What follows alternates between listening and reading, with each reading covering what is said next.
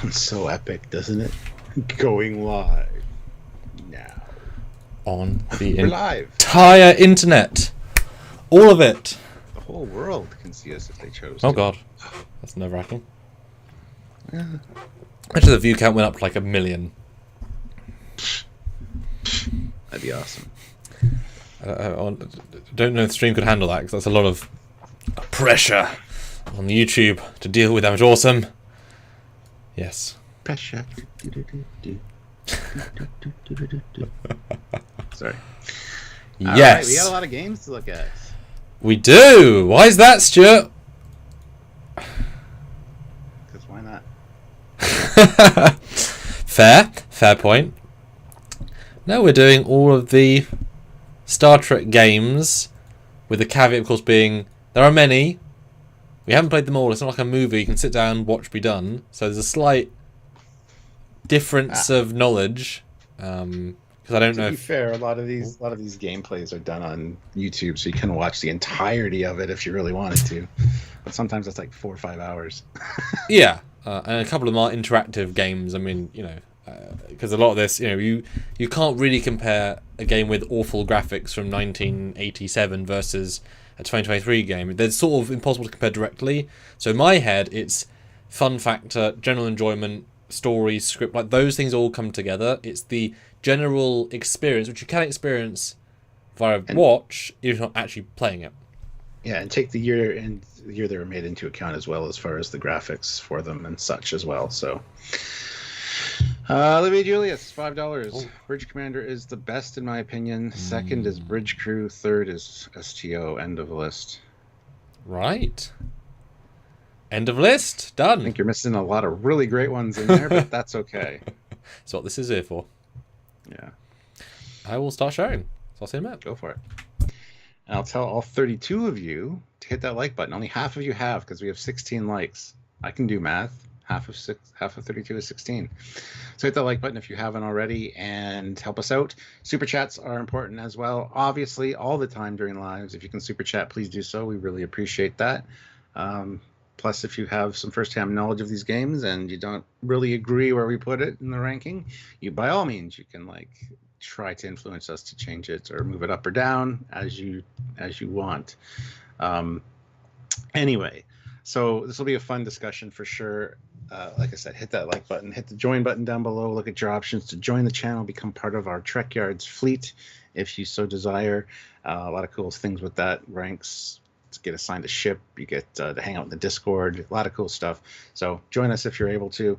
You can also do the same thing over on Patreon, patreon.com/Trekyards. Same ranks, privileges, perks, and everything apply over there as well. So by all means, go do that. You know you want to. At least look into it. Also, there are links down below to the Teespring, TeePublic, and the awayteamgear.com site. Go check those out. Get some cool Trekyards merch. This is the way. This is what you want to do. We know it, so do it. And like I said, just participate in the conversation and super chat if you're able to and want to help us out. And if you've played the games that we maybe haven't played, let us know where you think it might rank in the listing. If you super chat in on a game that we haven't played, but you have a slot for it, guess what?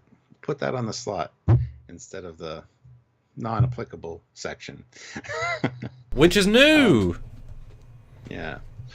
And Olivia Julius, $5. Oh. Fourth is the drinking game I play with Samuel every drunk yards. Last time I played, I got a high score.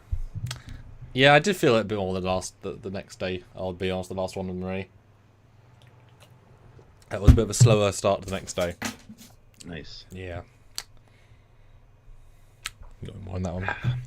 Darn it. Now, I compiled these last night as we were ending our live. If any have been added, but let me tell you what I have got in my list. That is. I've got. Are you ready? The mental list. Sure. We've got 25th anniversary, Adversaries, which is kind of short, but I included that because I want to give respect to it. Armadas 1 and 2, Away Team, Borg, Bridge Commander, Bridge Crew, Dominion Wars, Elite Force 1, Elite Force 2, Encounters, Final Unity, Hidden Evil, Honor Guard, Infinite, Invasion, Judgment Rites, Klingon Academy, Klingon, Legacy, Lower Decks, Mobile, New Worlds, Online, Resurgence, Shadow Universe, Star Trek, The Kelvin Timeline, Starfleet Academy, Starfleet Command 1, Starfleet Command 2, Starfleet Command 2, Orion Pirates, Starfleet Command 3, Starship Creator 2, Starship Creator 1, Supernova, and Timelines. Mobile. You said those so fast, I'm not sure if you got all the ones that I was thinking on the top of my head, but that's okay. We'll get there. It's a lot of games, what I'm trying to say, Stuart. There's not as many Star Wars, which have a lot of games. But it's a lot of games. It is a lot of games, yeah. I miss the 90s. 90s had a lot of good Star Trek games. Patrick said yes to any video game appearance. Yep. I'll do them, of course I will. Just throw me and I'll do anything. And Chuck A, TNG Fanatic, Ooh. member for 44 months at the rank of lieutenant.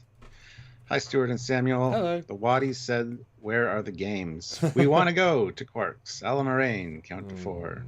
I had to mention Alan Moraine. Bad game Yes. is a good game. Yes, Dan Ben Timelines. It's still available. You can play it on your iPad, mobile device, whatever. Like, I would have included Pixels, but A, I haven't played it, and B, it's... Oh, Pixels is great. You should have included it. Okay. Just because you haven't played it doesn't mean I haven't. But I didn't think it was going to be in your list, necessarily, so... Yeah, I used to love it until they changed it. Oh. Kyle Swinderman, $2. Does the Star Trek TNG VHS game count? Oh, it should. That one I didn't include because it's not really... It's a board game with a video you watch. It's not a video game. It's not a video game. I did think that, but that's a board game. Yeah. Yeah. And Matthew Lebner, member for 8 months at the rank of Admiral. Says, good afternoon, everyone. Been looking forward to this live. Interested in hearing everyone's opinions and thoughts. Happy holidays, Trekyards. Thank you so much. Holidays? It's a holiday? It's the holiday season. Yes. Still, Christmas. it's November, though, Stuart. That's tomorrow. Sure. But I guess it is potentially a happy season. I've recently fan film today, guys. Destiny Calls. I'll plug it at the end. It's good, I think. Stuart, did you like my film? I did. It's such a goddamn Samuel Eagle stroke. But there's hope there. I mean, your de-aging was great. Your aging was great. The story was cool. Lots of great visuals. Lots of great ships. And some surprises here and there. And you're setting up. You're a time agent, which means you're going to go back in time and get Captain Foley from the past and bring him to the future because he obviously disappeared at some point, and it's because it was a temporal. It was a. You can say it. You can say it. You can say the famous word of my life. It was a temporal anomaly. I'm going to say temporal paradox. Temporal anomaly. But Matthew Shook, $2. Matthew. Star Trek Armada 1 and 2, great games. Yes, they are. Olivia, $5. You forgot the addicting game in TNG. You can't put it down. Sorry. Yes. That was Discs and cups. I would totally play that though if I could. Yeah. Okay, so we have a big broad list. There's not chronological, right? I don't know the difference between a lot of the dates. I'm not even going to try. Let's just talk about some things. Where do you want to go first? Well, they're tiled up there, so we're just going to start with this one. I'll pull it in, and it is Star Trek Invasion. Right. Never played it because I didn't own a PlayStation. But so much I love from the idea of this game. I love the ship designs, the entirely different take on what Trek is. It was actually a pretty darn game, but very difficult. And the intro cutscene with the Enterprise Z warping in and dropping off this ship with Michael Dorn on the hangar bay. Energy and effort went into this. I switched out, I owned a play, or I guess I could potentially do a CD-ROM rip mimic device, make a PlayStation, or make a re-release on PC. I'd love to play it. Yeah, these all need to be re-released and updated. Kyle Swinderman, $5. Congrats on the new film. Even Mr. Terry retweeted you. Metalis, did he? Matthew Lebner, $5. Fantastic film, firing on all cylinders, Commander. Well done. Thank you. I do try. But still no Captain Foley. You were in the last one! And still no thanks to Captain Foley at the end. You were in the last film. Everyone else in his life, but the one person he sees probably more than or as much as those other people, I don't get a thanks. But that's okay. I'm a Patreon supporter. Captain Stuart Foley is in the Patreon supporter. On Trek Shorts? Yeah. Oh, didn't know that. He's not even aware what the fuck he's doing over there. He doesn't know anything. I just want a special thanks at the bottom with like your. Oh, Terry retweeted my picture of me. Oh, that's nice of him. I didn't see that. Oh, that's cool. Thanks, Terry. Nice. Even though it's literally me in a she's in water costume. Sorry. Hi. Anyway, Invasion. Yes, I have played this. I got this when it first came out on the PlayStation, and it is fun. It's hard though. This is one that you definitely need to use cheats for. Yeah. In order to progress. Same with Shattered Universe. You really need cheats to actually get by some of those missions. So, honestly, I think this was a fun one, if not very frustrating. I think they made it frustrating so that it would make the game play last longer. Well, that's the thing. There's a difference of game. Nowadays, we'll give you lots of non-hard things so you'll grind and stay on the game for hours. In the old days, it was, we'll make this challenging so you don't spend your $60 in a week. 2 or 3 weeks of fun, because we make, it's hard to buy things. Was there a lot of press lead up for this? Because it's so different. It's so unusual a concept. I don't recall. Things were a lot different back then. You didn't have the internet or anything. Yep.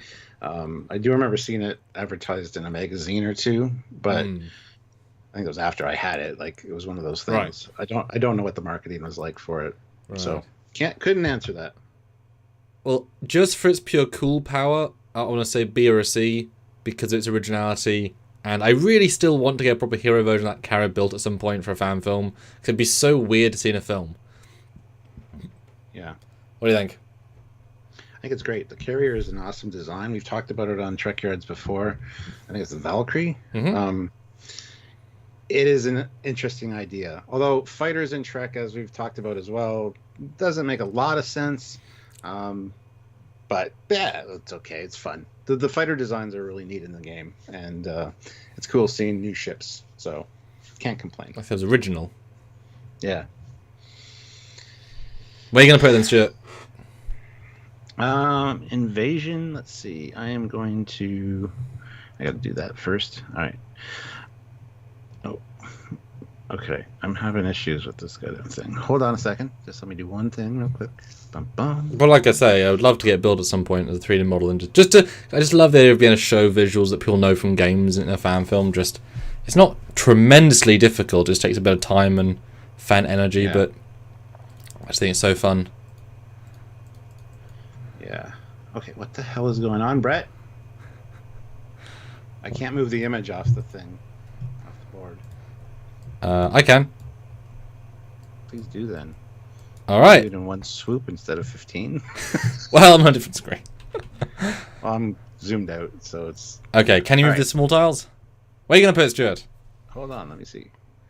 I am going to put this one as... Dan, Jesus.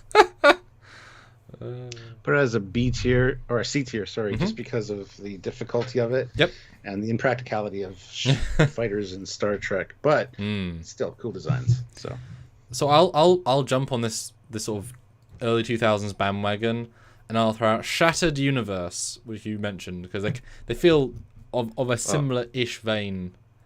I gotta find the tile. They're so friggin' small. So Shattered Universe, for me, should have been a trend of games where you hire a legend, a legacy from any of the shows, you tell a brand new story in a new way, but use canon and have fun with it. This is a game that, once again, like with Starfleet Command we talked about yesterday, how I bumped into it in a shop. I was like, oh my god, there's a George Takei game that's on the Excelsior. Like, what is... Oh my goodness. And just the concept... you played it, obviously? Yeah. Yeah. So you're Sulu on the Excelsior. You're called to help Chekhov on the Enterprise. How cool is that? A thing happens. You get shifted to the Mariniverse, and you have to get back. That's a simple story, but they have all the fun in the world.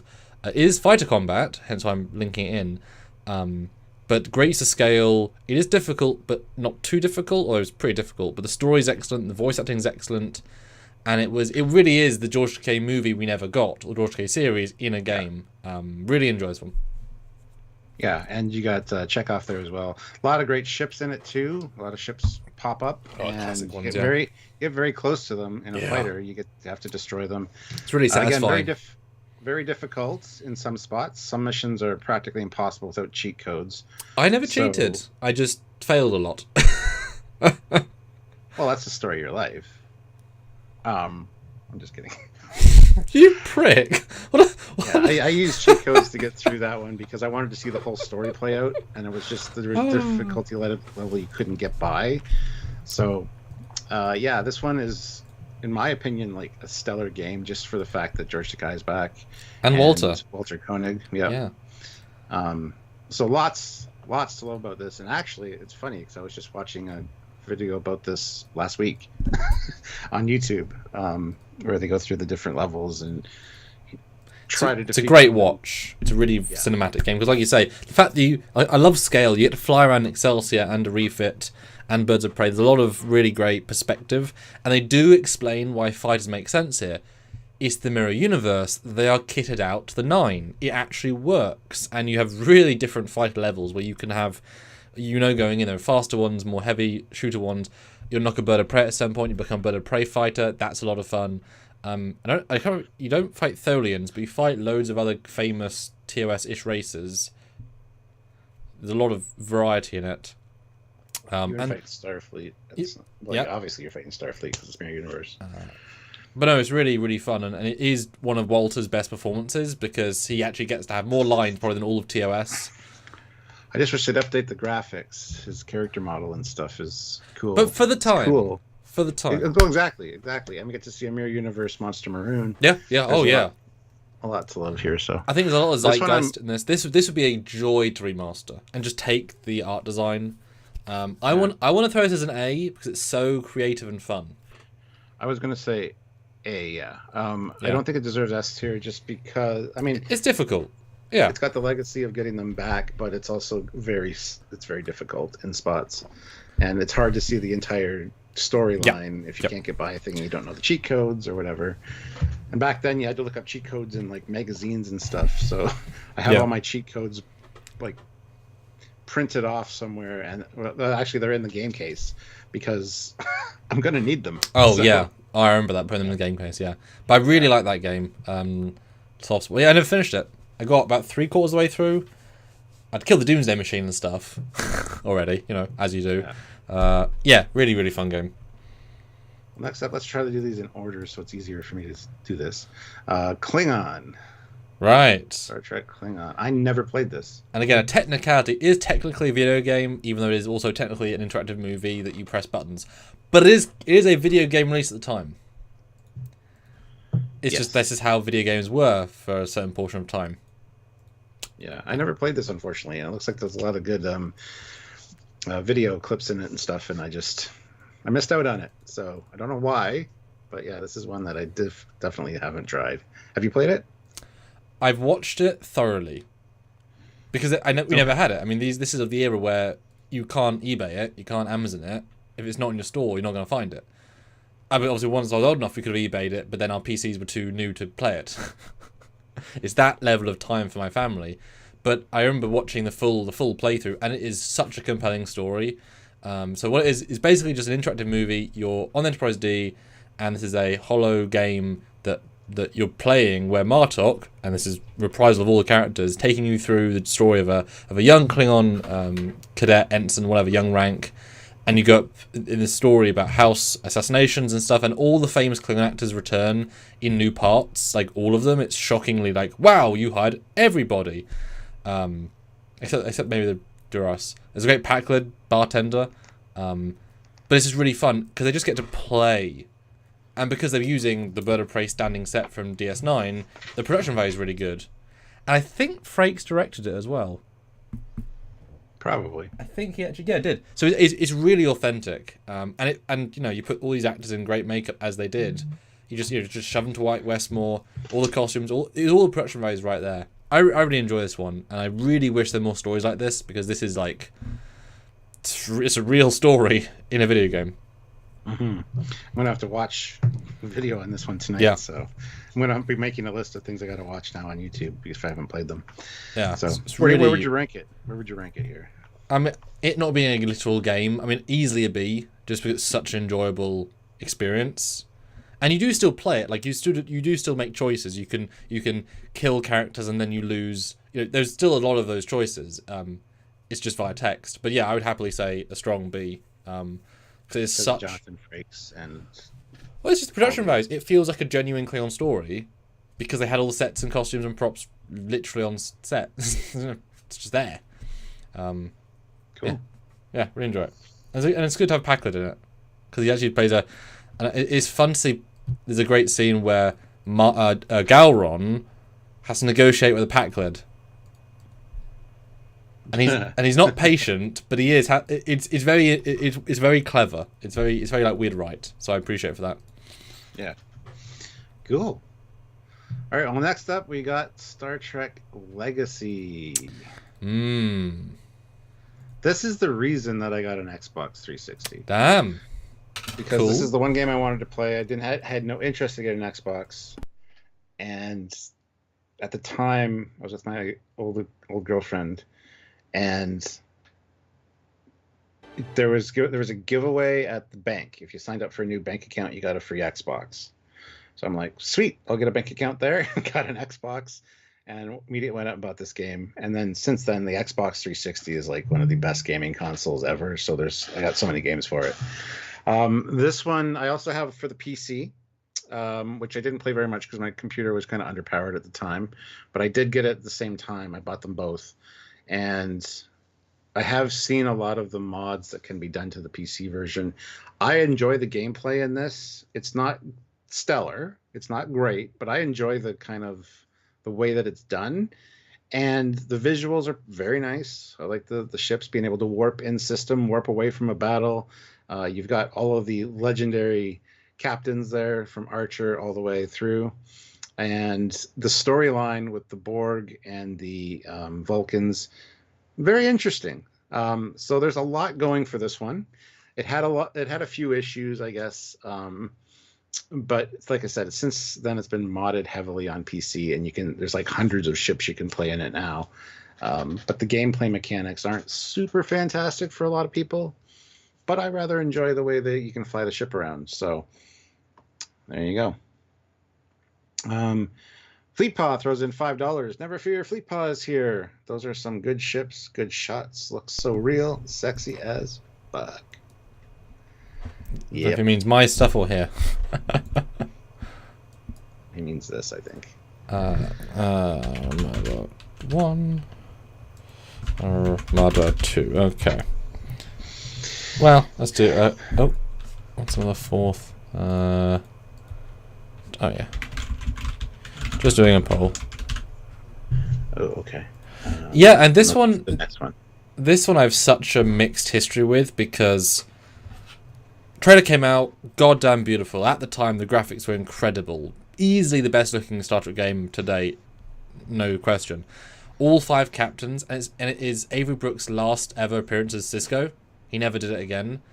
And I guess that'd be also the last of Archer. So yeah, it was the last of Archer and Cisco.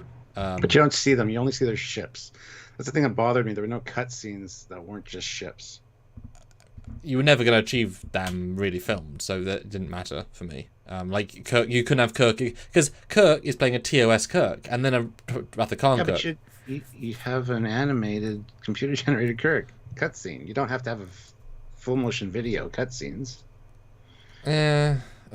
Different team would have had to have done a lot of extra spending on that, because that's really difficult. And it would have aged worse. Because anyway, but I like the idea of this game a lot. All the captains, from Archer to Janeway and Cisco, you get, like I said, TOS and Wrath Khan Kirk, which is wonderful to see him give a shit. He's doing a good job in both versions. You have a lot of fun canonical feeling stories, like how he steals a bird of prey cloak and such. Some lovely ideas. The fact there's a grander narrative between the 5 eras is a brilliant idea. It's anthology, it's clever. Being a Borg makes sense. The ship choice is generally quite good. In the eras where there's lots, like TNG, everything you know, NX that invents some ships, lovely, great. The problem is The gameplay is so subpar compared to Bridge Commander, which was only a few years before. It's shocking, the difference. I didn't have much fun playing this. Actual fun. Cutscenes, yeah. On a PC? Yes. That's probably why. I think the control. This one works more for console better because just holding a controller, it's easier to pilot the ship. Yeah, it's not fun to pilot, and they're very slow. And again, compared to Bridge Commander, where you had lots of weapons and shields, here, like phasers fired for like 3 seconds, then timed out. Torpedoes, you had a very split range. It was very uninteresting ship combat compared to Bridge Commander. Now, with mods, it's more interesting. But the only way I've ever played this game successfully, because also it can get very dull. You have to travel between environments, so like it can take you 20 minutes to go between, literally 20 minutes to walk between 2 places in a level, and then whatever. I only played it once properly, and I cheated to give myself a Galaxy class from the first mission. And therefore I actually just went through the story until I got to the TNG area, then I was then struggling again. And that was fun, because I could just win. Because a lot of combat is very slow. Never finished it because, like I say, my character pooped out power level. It's very difficult, and it's unsatisfying amount of times you die because there's a lot of cheap shots. Modding is amazing. You can have all the legendary battles recreated, but the gameplay is so weak to me that I wouldn't choose to play it compared to Bridge Commander. So I'm very torn. Conceptually amazing, voiceover's amazing, story's pretty good, but it lets itself down so much in the gameplay way. Yeah, but going back to replay it, I don't play the campaign anymore because I already know the campaign. I just go and do the. You can set up who you're fighting, AI-wise and stuff. That's what I do. And like you said, they introduced new ships for the NX era, also the TOS era. Yeah. You had like the Mars class battleship. You had Saladin class. Yeah. You had, and same with the TMP era. Like all the eras had like ships that you didn't see often, if at all. And they were fantastic to play. So I absolutely love this one. It's just not very fun. No, and the story segments are sometimes too long. Yes. Matt there is saying, yeah, they were supposed to have animated cutscenes with people, but I believe it was delayed to the point where we release it, and we didn't get those animated cutscenes we were promised. And that makes sense. Yeah. A lot of them are actually, a lot of the cutscenes are production, like concept art. Oh, those are great. Yeah. Yeah. But yeah, just hearing a voiceover and seeing a ship, I don't mind that. Well, it's like that's how it's interactive. I mean, you're working with them. That's cool, especially as you order them and they say, "Yes, do this." But there's a lot of padding when you have to listen to the voiceovers during the scenes. So if they've been cut to Bridge, and then seeing Kirk and the Two Enterprise would have been great. So this is such an in between one. Where are you vibing? Because it's like I said, it's not that fun for me. And also, we did actually have to improve our PC to play it, I will say. So I had to convince my parents to get a better graphics card to play this game. I say because of all of the voice talent that was involved and all the potential it has. If it would have had cutscenes, it would have been great. And all of the ships we got, and me really liking it on console, I'd put it at a B easily. I think all the voice talent they brought in for it is worth. Well, it's the only time. It's the most star-studded. I mean, Scott Backlund never did a game again.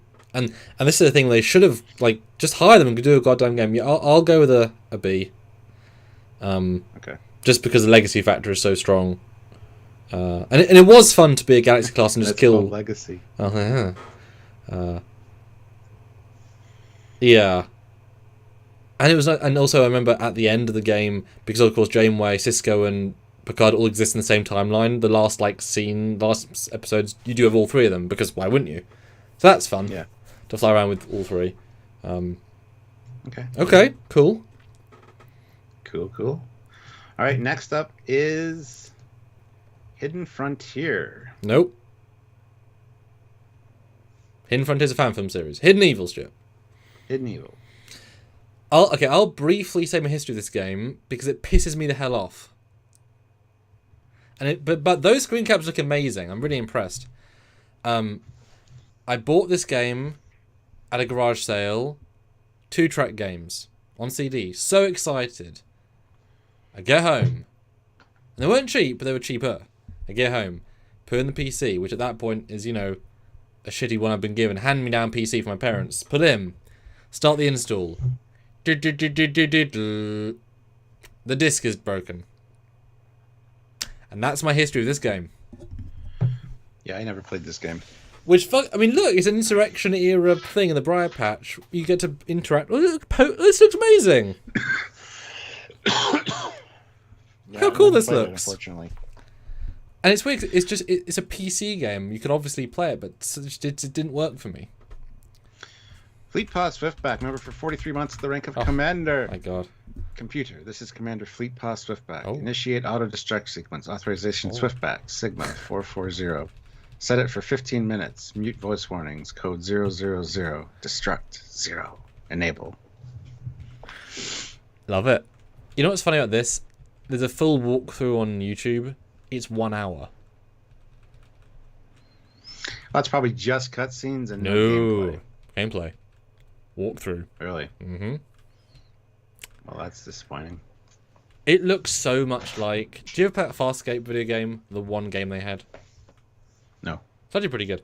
But this is very similar, sort of like the camera's locked and you sort of move around. So there's only parts of the screen you can move between screens. Yeah. But it means they have static graphics, of course. Now this looks super cool though, if you like the Baku. Because it's after Insurrection, so they're doing mining and... So, Stuart, put it in the non-played pile. But, I mean, again, this is the great era. Brent and Patrick in a game. Cool. But yeah, not applicable, even though I would like to play it at some point. Yeah, it'll go in the NA. Yes. It was cool, though. It's weird. I'll watch the walkthrough of that, too. And it's like a golden ticket of finding voice lines from actors who you thought you've heard them all, but you haven't. You know. Yeah. Next up, stepping back a little while, but we got Star Trek 25th anniversary. This one I have a special soft spot for. I still have it somewhere. It's boxed up. I got the. I kept all my original game boxes.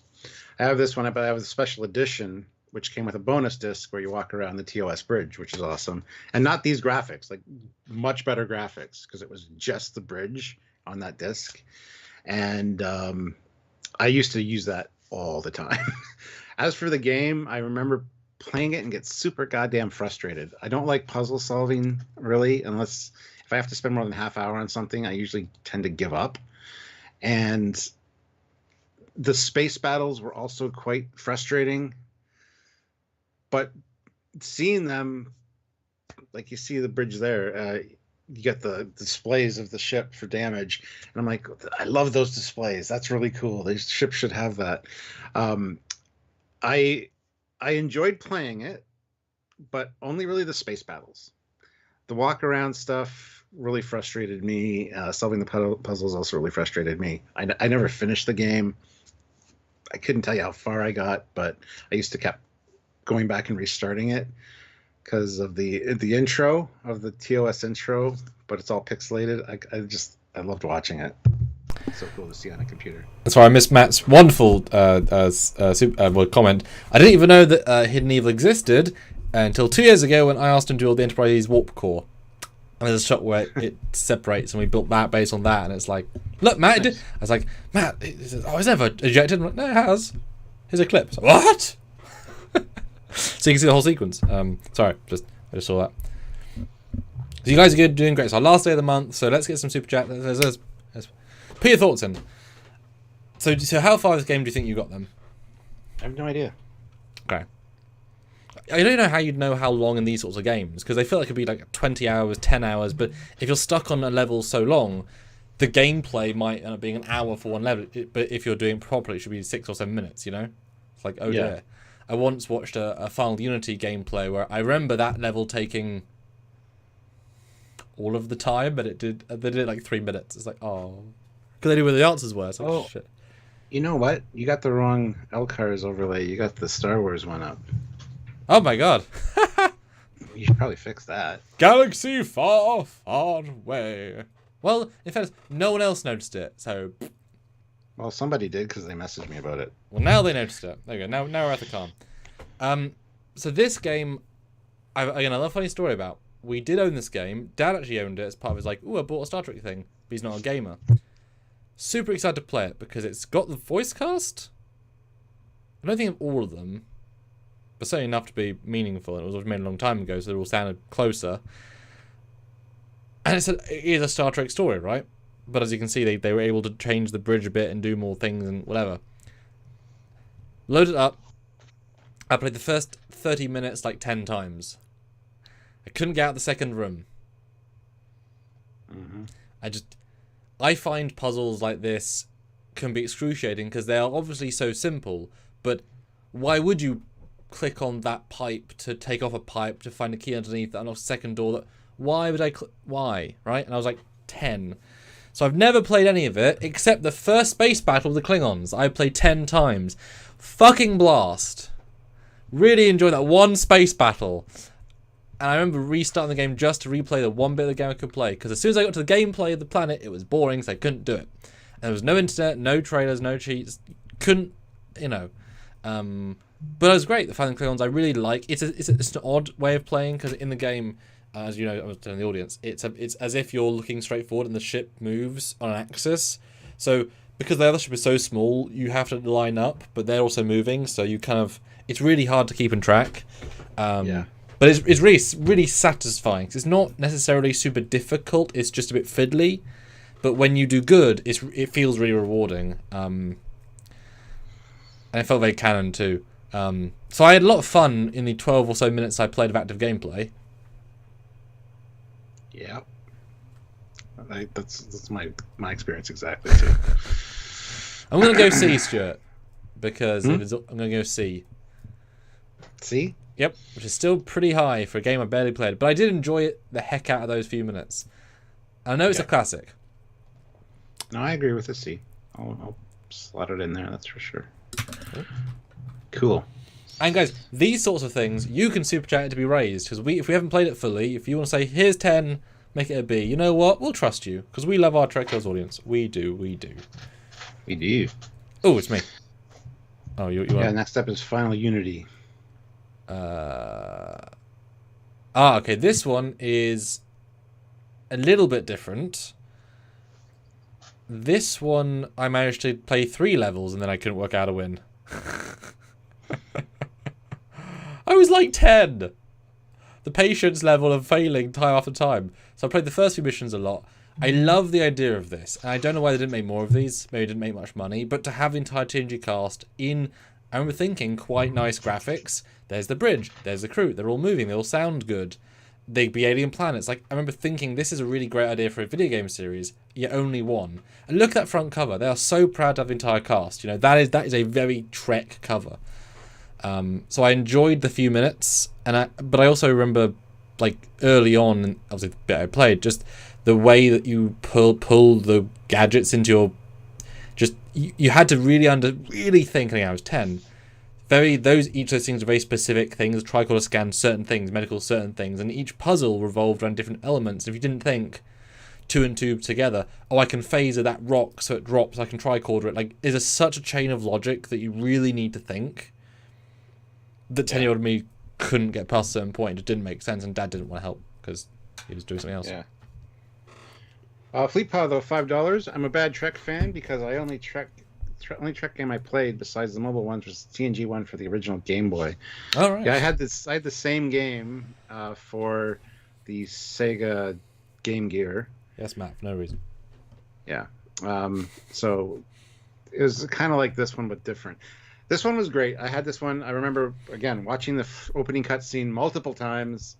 Romulans. It was just so cool. So cool. So when I got frustrated and stuck, I would just go back and restart and try to do it again from the beginning and feel like I knew what I was doing because I had solved the puzzles before. But I don't remember how far I got. That being said, I've been watching Retro Badger's gameplay of this.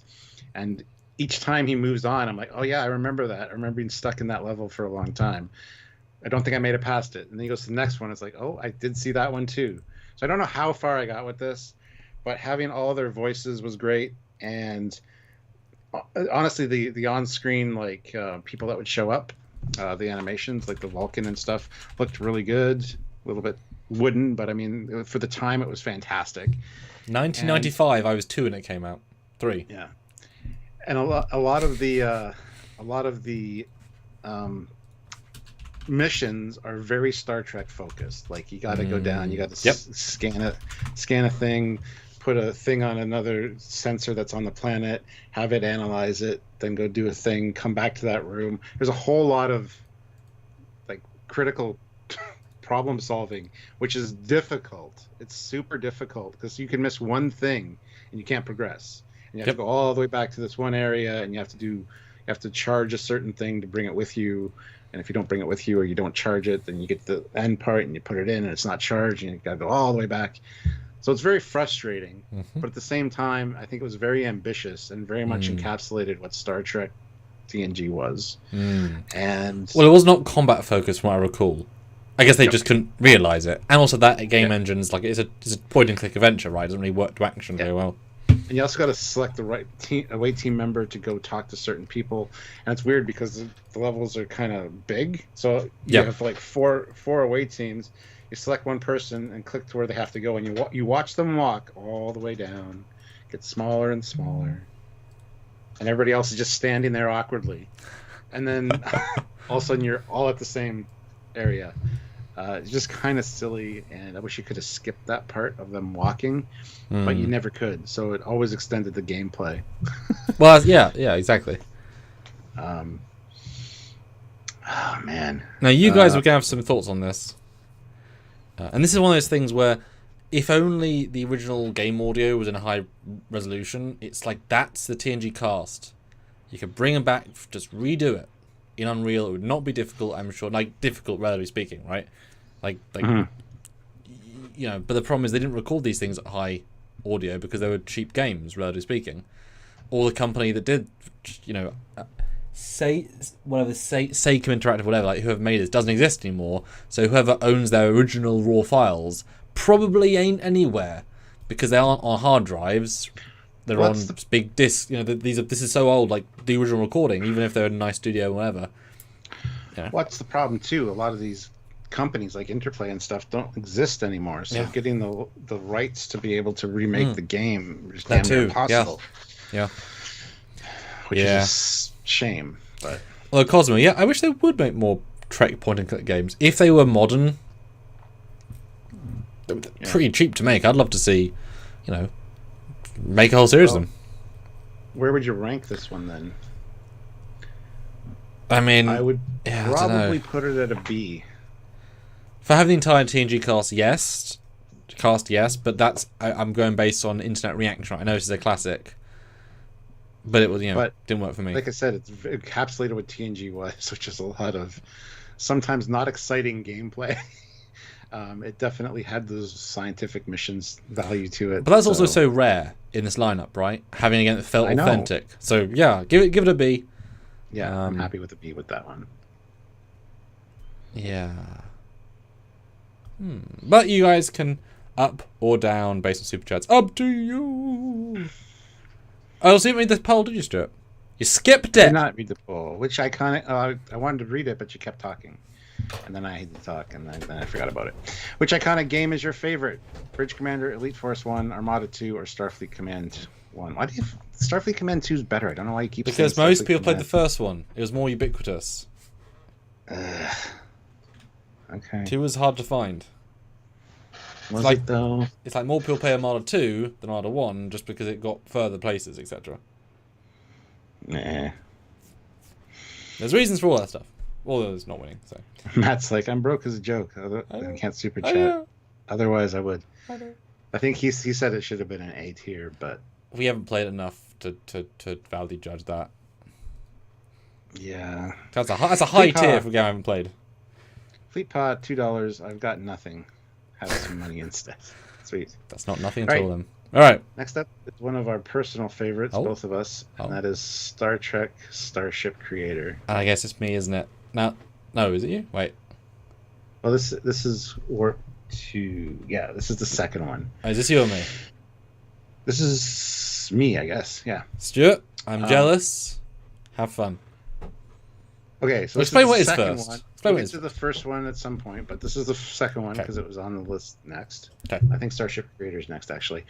What is it? This one was a sequel to the first one, and it actually is worse. It had so much potential. You could mix and match ship parts. You could create a ship, and that sounds so cool, doesn't it? For all you ship fanatics out there. And then you got silly little missions where you needed to like move the thing to a thing, and I don't remember much of this one. I remember the first one more, I think. And I think the first one was much more playable, but not exciting. There's no like interactive ship battles, anything like that. So you're making a face, so you want to say something. So go ahead. I'm embracing your words before I. Yeah, I don't have anything else to say about this one because I don't remember number 2 as much as I don't remember number 1. So we never owned number 1, so I can't speak to that one at all. Didn't know like this game once again. It was in a store. I saw it. So excited! It's a great cover. Bird of Prey, Enterprise D, Starship Creator.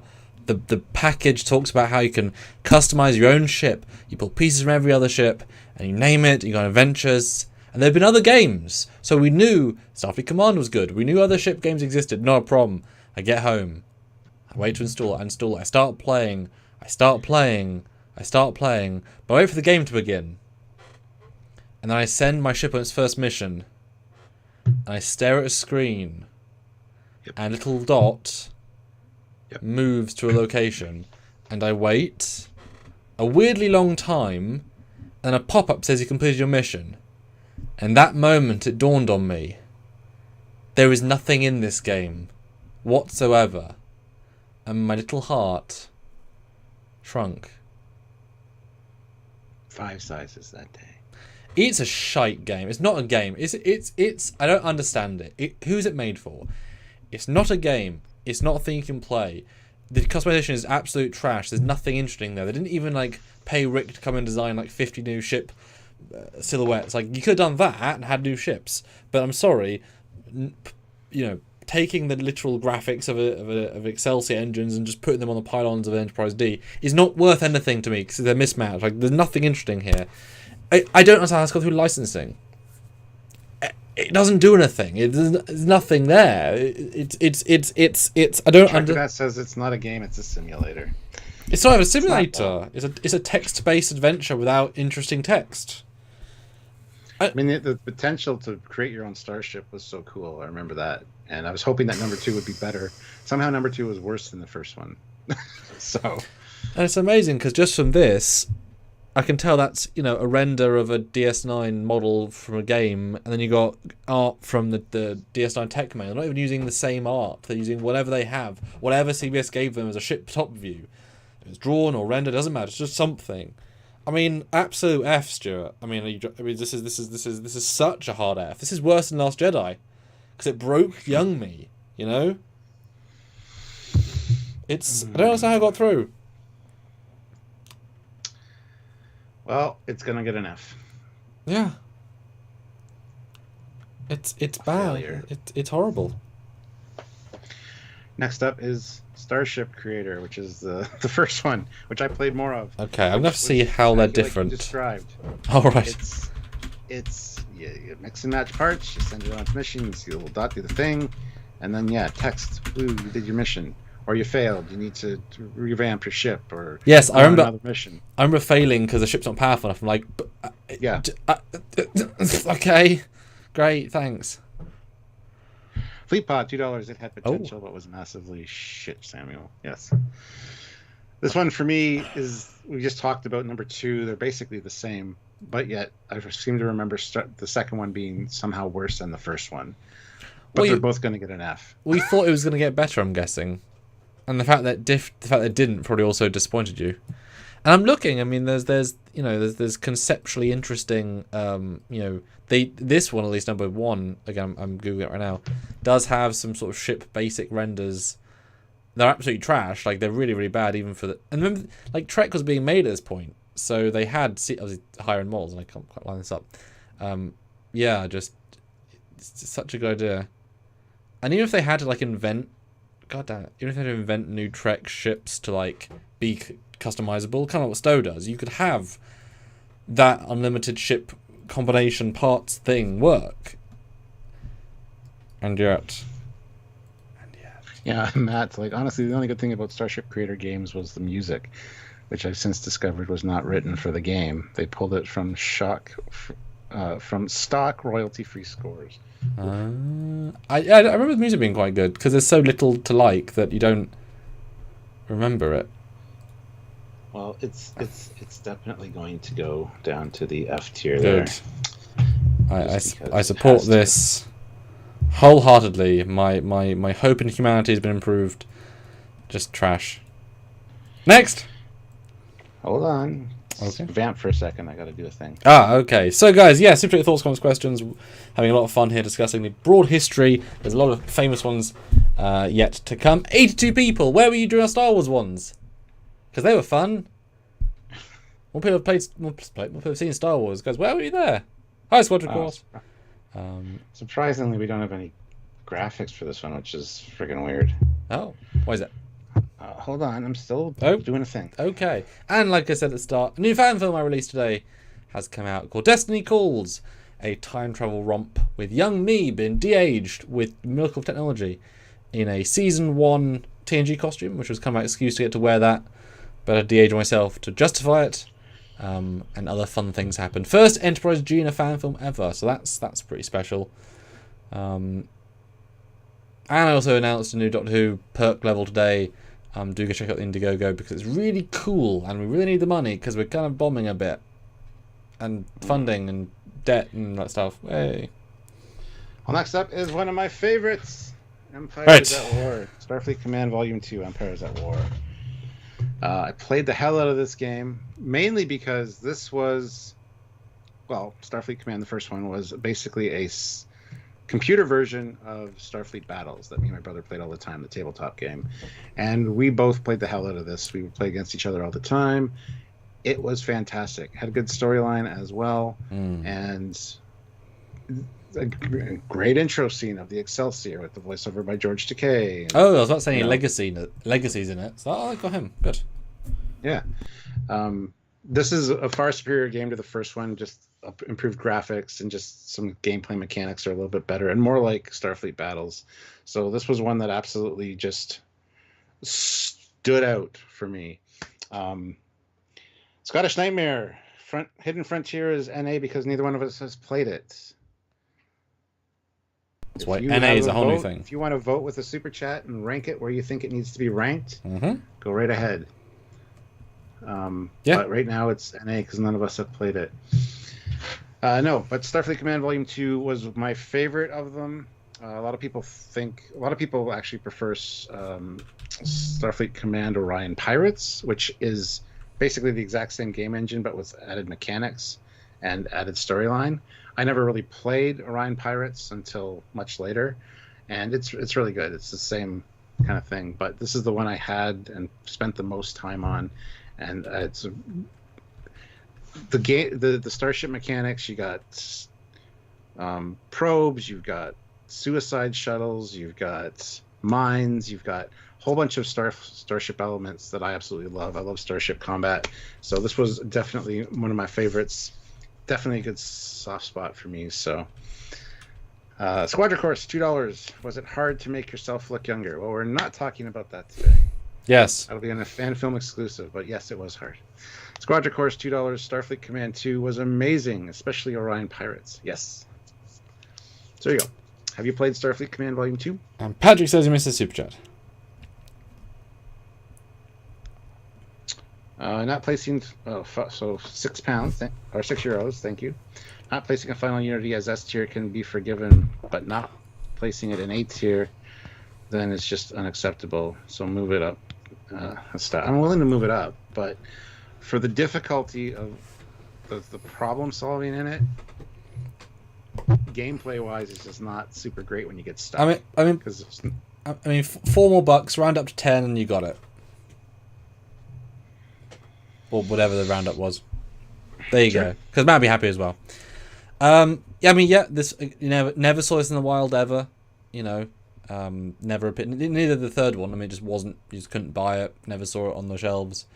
Didn't know Takei was in it. That's awesome. I mean, it looks exactly the same as the first one. Like, it's the same game, just again, but sleeker. Because like I played the first one so much, like that's the same interface, that's the same style of gameplay, that's the same ship models, like which is good, right? Same models. I mean, like the same ships. It's TMP again. It's the same, just nicer. That's the other thing. I had a mod that changed it to all generations mode, where you could select ships from, and even Starfleet battleships that were like non-canon, which made it much better. So was Decay the main storyline then, if he was in the intro sequence? Did he voice throughout? I believe so, yes. Because the first one, which we'll get to later, was just a side thing. There's no legacies, and I believe the third Starfleet Command had Patrick again, because that's the era they could have them all. So yay for George Takei. I mean, I love the gameplay loop of Starfleet Commands in general. I did play a little bit of 3, actually. It's very two-dimensional thinking. That's the only problem with these combat games, but I do like the shield, hexagon, multi-attack. Yeah. Like, I like that logic, and it's very easy to understand. I like the zooming around is fun, but obviously I have no personal experience in this one. I've never seen it in the wild, and there's no way to play it now, so, way. Patrick, €6. Thanks. Here's the missing €4 and 2 extra for an excellent Star Trek Starfleet Command. Loved 1, 2, and 2 Orion as well. Yeah. 3 is where they dropped the fucking ball, for sure. Even though it should have been the best, conceptually.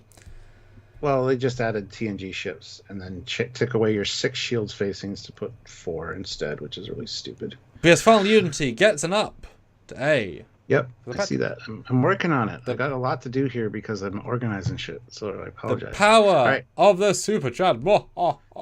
I am putting Starfleet Command Volume 2 as an S tier because it's a fantastic game. And from what I recall, they aren't super difficult, which helps. Sure. It's not the hardest game in the world versus the other ones where it's kind of good. They felt, unlike the point and click, they felt a bit more of a skill curve. You have a better appreciation for it if you played Starfleet Battles, I think. Because the whole time me and my brother Steve played Starfleet Battles our entire life, we were like, this would be great. It's a computer game. And then it came out. And we're like, wow, this is fantastic. And then it came out. Yeah. Well, there you go. Classic for real, $5. At the start of yesterday's live, my laptop hard drive fell out and took the rest of the stream to fix. Oh, goodness. Sorry for missing out on that. Fell out? Oh, no problem. Hope it's okay. And Matt Baldwin, yay! Thank you, guys, for the super chats to push Final Unity to A. Makes my day. And that rhymes. Thanks for the rhyme, Matt. Okay, next, Stuart. Let's hope I know this one. You won't. It's, I hate this Google slide shit. Okay. Sorry. Next up is Orion Pirates, which is... Now, isn't it technically an expansion? I did include it because I know you love it, but it's technically an expansion. But, I don't know if there's enough of a game. It's technically an expansion, but there is a whole new campaign and story element to it, plus I think one or two new races. So it is, I guess you could call it a DLC if you wanted to, but... I'll say C, it's not a full game. There you go. It is a full game, though. You don't need the first one. You don't have to... It doesn't install over the other game. Oh. No. So... Yeah, so this one, even though I never really played it, but I played it years later, and it's really good. It's basically Starfleet Command Volume 2, but with more races and stuff. So why didn't you play it then if you were the biggest fan of the first one? Surely you'd find this one and jump on it. Never saw it. Never knew it existed until years later. Oh, right. Some people had mentioned it, and I was like, what the hell is that? Because Starfleet Command Volume 3 was out at that point, and I'm like, never heard of it. And I was going to say, why wouldn't you go searching for possible, but there's no... where would you search? There's no internet. There's no, Exactly. Unless you saw it. Know about it. And it does feel quite niche anyway, to them being, magazines and such. Yeah, one of the coolest things about the Starfleet Command series are the Gorn. Yes. The new Gorn ships. Yep. They were really well done. So the Lyran and the Hydron, but those are earlier game. Interplay, man. Stop. I'm just going to say something totally everybody be confused. But Brett, if you're there, can you help me with pulling stuff to the side, because it's quite difficult, especially when I'm zoomed out like this. It's hard to. Anyway, there you go. So I'll say C because I have no idea, and you haven't got an idea either. So Or an A, Yeah, because we have no idea. I'd put it at B. I've played it since, and it's fantastic. Okay, sure. But Okay then. it doesn't have that special place, you know? Sure. Cool. All right. What is next? It's too small. I can't even see it. Hold on. Let me... You talk while I'm trying to figure this out, you know? Oh, that's a good one. I got to find this, see if we have graphics for it now. Oh, exciting. Interplay's motto was, "By gamers, for gamers." Yes. They were the bastions of Trek goodness for a very long time. And, I'd like to think the Resurgence team could be the new bastion, but, if you didn't buy the goddamn game, they're not going to make another one. Go buy Resurgence. Yeah, that's... It's like the modern version of all these classics. All right, next up is Away Team.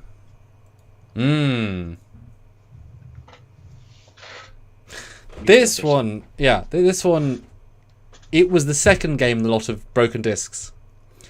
This one did install, however, which was lovely. And for some reason back in the day, games could be corrupted halfway through. Even though it's loaded and installed because they were CDs, and if they're scratched, it doesn't matter, like they can be scratched near the end or near the beginning, whatever. So I played the first 2 levels. I love the idea of it, but I will admit, graphically, I thought it was really cool, and looking at this, like the fact that you can see all these cool, epic things. But I didn't find it super fun. I've not always been the fan of the squad-based shooters. It's my favourite format. So it was very much in the world, but I don't think it was super fun. But visually, I loved seeing all the stuff. Yeah, that's kind of my history with it. This one I didn't play that much, but it's a ground-based one. You get to build, all your fanciness and have ground assault vehicles. You send teams out to attack other people's bases, and gotta build your power generators and stuff. I didn't play it much, but I remember really enjoying it and wish that I could have played it more. I don't know why I didn't play it more, but it was super fun. I do like the ground, those kind of simulations, like the old World of Warcraft when it was actually a real game and not this fucking MMO shit. Like Warcraft 2, again, fucking great game. Same time as Starfleet Command Volume 2. This was fun. Good roadkill, good. I don't have a lot else to say about it. I mean, I'll say C for idea. That's as far as I'll go with it. My own personal enjoyment. Yeah. I was kind of thinking C as well. Because like Legacy and Klingon are really good. Yeah. But that's a bad thing.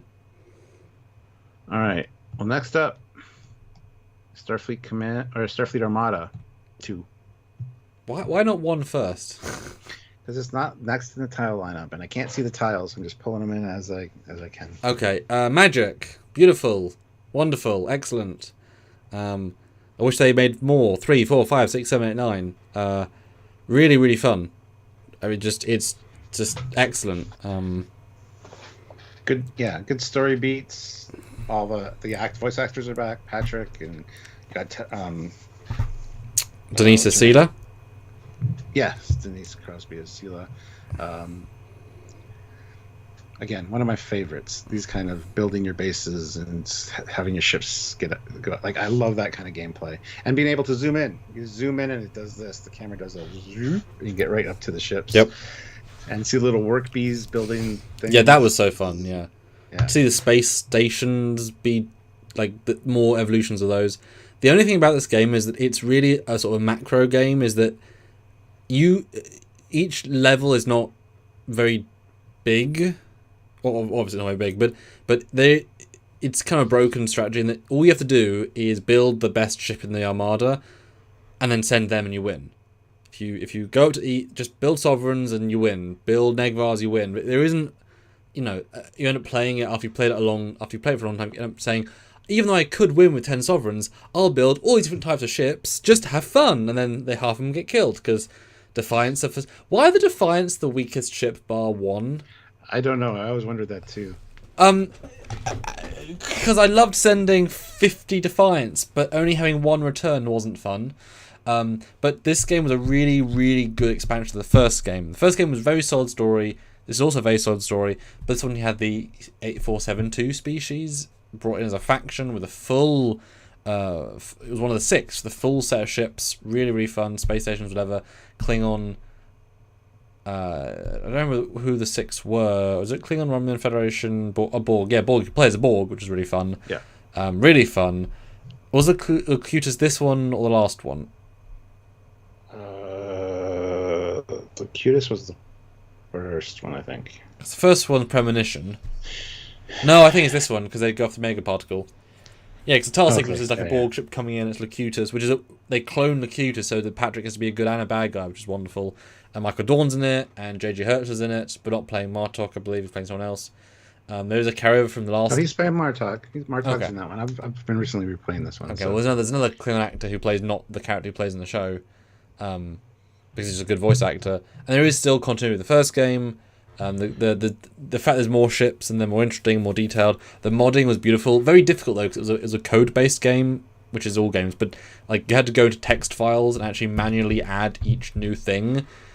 But because it was entirely based on the algorithmic, one is lower than 2. So that I remember the first thing I got to work, so I had to put in like the icon to select it in the game, and then the stats of the ship, and then the era, and then the all that stuff manually, every single thing manually. There's no auto whatever. I remember I finally got to work and I thought I'm going to put in an ancient warship from Stargate, which would beat everyone up.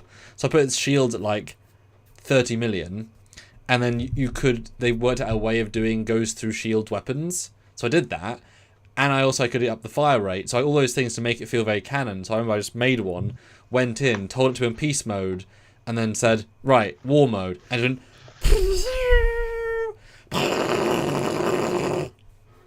everything died in basically one attack. And I was like, yeah, that's a mod. But really, really fun. I just wish they made more. I love Armada 3, they've got mod, wonderful, but I don't know why they don't make more of these, because this exact game again, but nicer graphics, is a great game. That's it, just make it again. Yeah. You have to change anything. Yeah, Starfleet, Star Trek Armada 3, which is just Sins of the Solar Empire, or whatever, I don't like it. I don't like the gameplay. Yeah, I think the gameplay is better than this, because I like the game, because it does all the stuff this game can't. Yeah, but I don't know the controls, because I didn't play the tutorial. Well, that's on you then, isn't it? There's no tutorial. There's no tutorial for the. You just play the normal game for a bit. Just learn the normal game, and then you'd learn the other game. I get it. That's what you though. That's all you. But the fact we've got a tactical fusion cube, the idea of fusing 4 Borg cubes together, and this is top of the S tier. Let's be honest. This is like, yeah. This is podium level game. And it respects canon, and you can make a Borg, and also the abilities are really fun. You could clone ships, the Enterprise, or you could clone the E with a Nebula somehow, and you could just really fun stuff. And also you could do Borg transport conduit, so you could, when you're in the Borg, because they all play differently. You could transwarp into the enemy's base via a cube, and then oh shit, they're coming back through. Close the gate. Because it was after Endgame, so all the different canon was there. Well, they didn't have Prometheus. They didn't have loads of ships, but they had some. They had enough, but not all. But yeah, top tier, beautiful. Yep. Next up is Star Trek Armada. Okay. Which is the first version of this, which again I think is S tier. But give me a review. Patrick there. said that this is the cutest one, so. Okay. I'm not sure. Because I remember this one. This one has a really, really fun intro. It's the premonition, a time trip from the future. Because this game's a lot simpler than the second one. It's the same game, just like 50% as complicated. A time ship comes through from like a few weeks ahead, because the Borg have already killed everybody in your temp time ship. And the entire game, you have the the premonition, and you're getting to the point that it leaves, and then you have to see it leave, which is a fun paradox inside the own game. But also has a really cool Klingon story with, people trying to take out Martok and Worf's fighting. Starts off in Baku, and you fight in the Briar Patch, and you fight the Sona. For one mission, they never appear again, and they have one level with Dominion randomly, and it's really, really creative. You can't play the Borg, but you can fight them, I believe. But the Klingon are fun, the new ships are fun. Like I said, it's just less complicated, but it's the exact same game, basically. Mm-hmm. But both were great stories. So you think S tier for this one as well? Absolutely. Yep. Yeah. Because the story is because the gameplay loop is simple, but the story is so real. I just love starting, in a movie. Basically, is really sweet. Absolutely, S tier. Yeah. Yeah. Perfect. Next up is Star Trek Adversaries. R.I.P. R.I.P. Which sadly went away, but I had a lot of fun playing this. And to have the 3D rotational models of the ships was fantastic as well. Pulling in your cards, kind of like a card game almost, where you pull in ships to do different things. This was fun while it lasted. I wish it was still around, but sadly, no. We even played a little bit, you and I, against each other, which was fun. Explanatory Live, one of our team put them in a random order, so we're just doing them out that order. Yeah. So I have no power over that. Yeah, this game pisses me the head off. It was really fun. Actually fun. And that's the important thing. It is just a card game, but they hid it well within ship fighting. And we were involved vaguely in the promotion of it. They jumped on, we interviewed them, we heard where they were going, etc. So you have a deck of cards, you play people and ships, the ship then load in, you fight them, you upgrade them, all different eras. The ship models are really good, actually. They were, and I know ship models, they really tried to make them good. And therefore you thought, oh, well, with more expansions, they could bring more ships in, and really weird ships and cool ships. It was difficult, because you actually lost a lot of the time. You'd only win points based on ranked games with other people, and I would lose most of the time because they would always do something that would win. But when you won, it was very satisfying. But I really enjoyed this game. It was really fun. There's not many downsides, honestly, because it was just fun, right? Yeah. Fleet Paw, $2. I figured you'd like the Connie pick, Stuart. Yes, indeed. Well, looking at it, I was hoping it was from the top, but it's still a great shot. Thank you, Fleet Paw. He's the one that compiled a lot of these images for us. So masterclass, yeah. I want to give this an A for fun. Honestly, A for fun. Yeah. Simple, but if Star Trek Klingon was just enjoy an adventure, this was enjoy a fun game. I really enjoyed this one. And they just the license was just not renewed, and they died. It was basically overnight. It was next week we're shutting down. It's like, what? Yep. Just didn't get a license renewed. Yeah, kind of. Literally out of nowhere. No. Yeah. All right, next up is Star Trek Timelines. Which I still hop on and play occasionally. I was about to say, yeah. iPad. I got the Mirror Universe Enterprise, which I fly around all the time. The ship combat's interesting in this.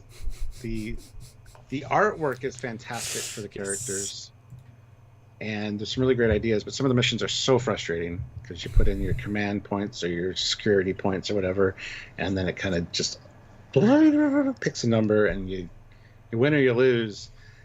It can be fun. But it can be fun.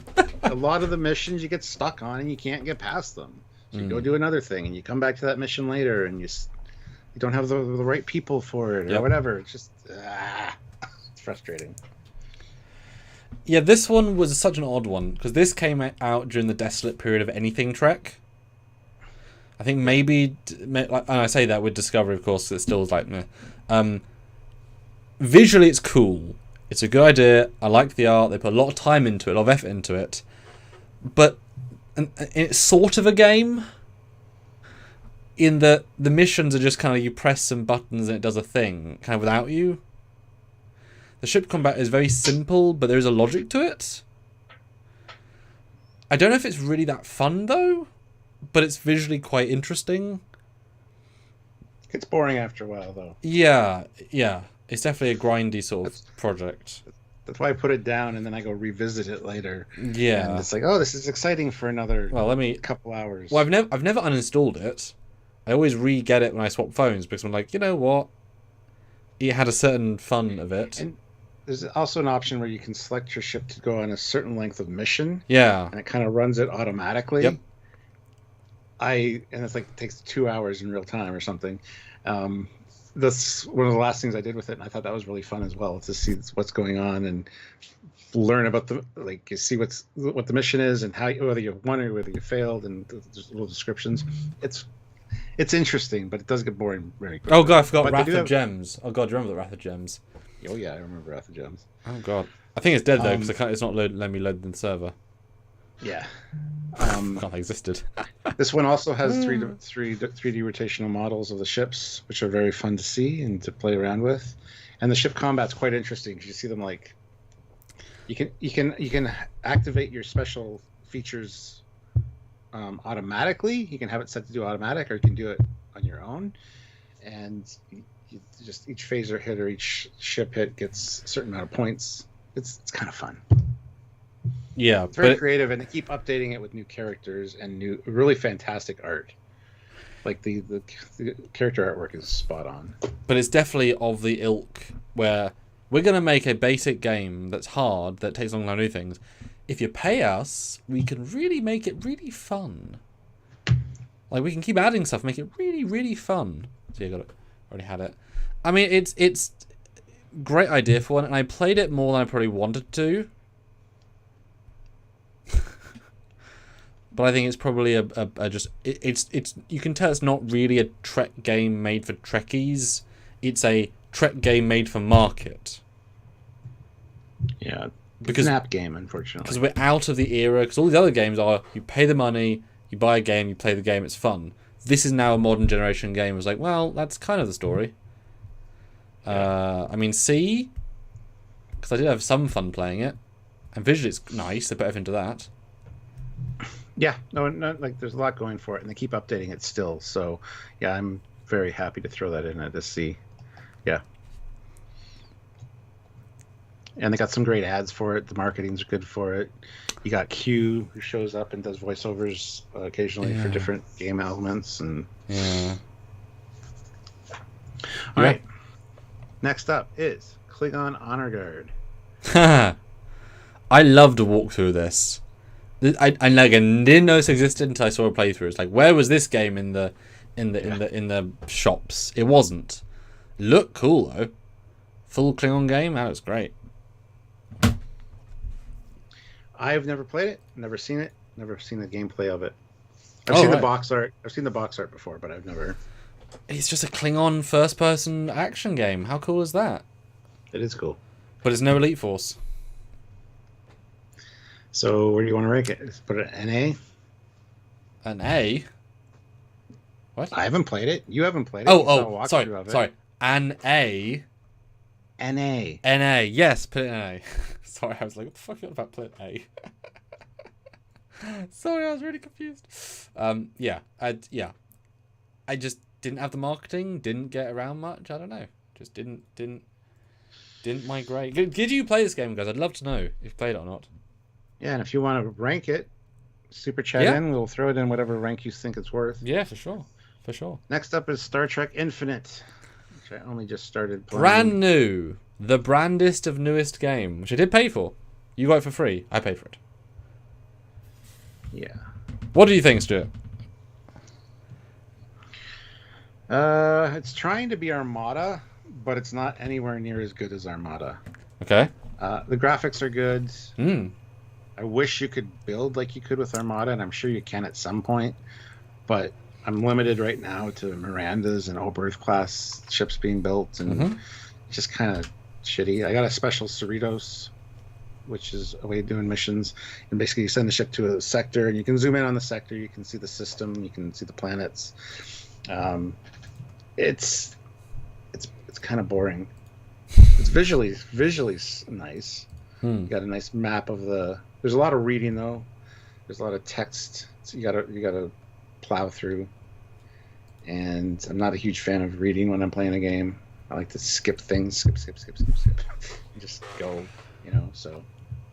I was so excited for this because if it was just Armada, it would be wonderful. But it's not. It's Stellaris, which is I get it. I get the reason behind it being Stellaris. Armada has no depth. It's a story that keeps it going, but you want people to keep replaying and play longer so you can sell them more content. So you want a longer game. Armada is not a long game. That's fine. It's an experience.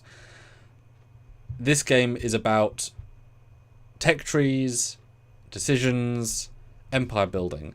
But most of that is not through ship combat. And you can play it without any ship combat, almost, if you play Diplomacy. If you're a Klingon, you can play more ship combat, whatever. But so I've watched multiple reviews of this. Obviously, it's brand new, so they're modern reviews. Loads of bugs. Apparently, graphics are lovely. But I loaded it up. I started playing it, and the tutorial got me bored. Yeah. That's a bad sign. Yep, same with me. Same with Stellaris. I tried to play it. I was like, this is not fun. When is the fun? Because you want the ships to be integral. And if menus are the main thing, it's annoying. And I have seen the developers who seem lovely, right? And a great pick for an era. Like, that's a great art, been wonderful.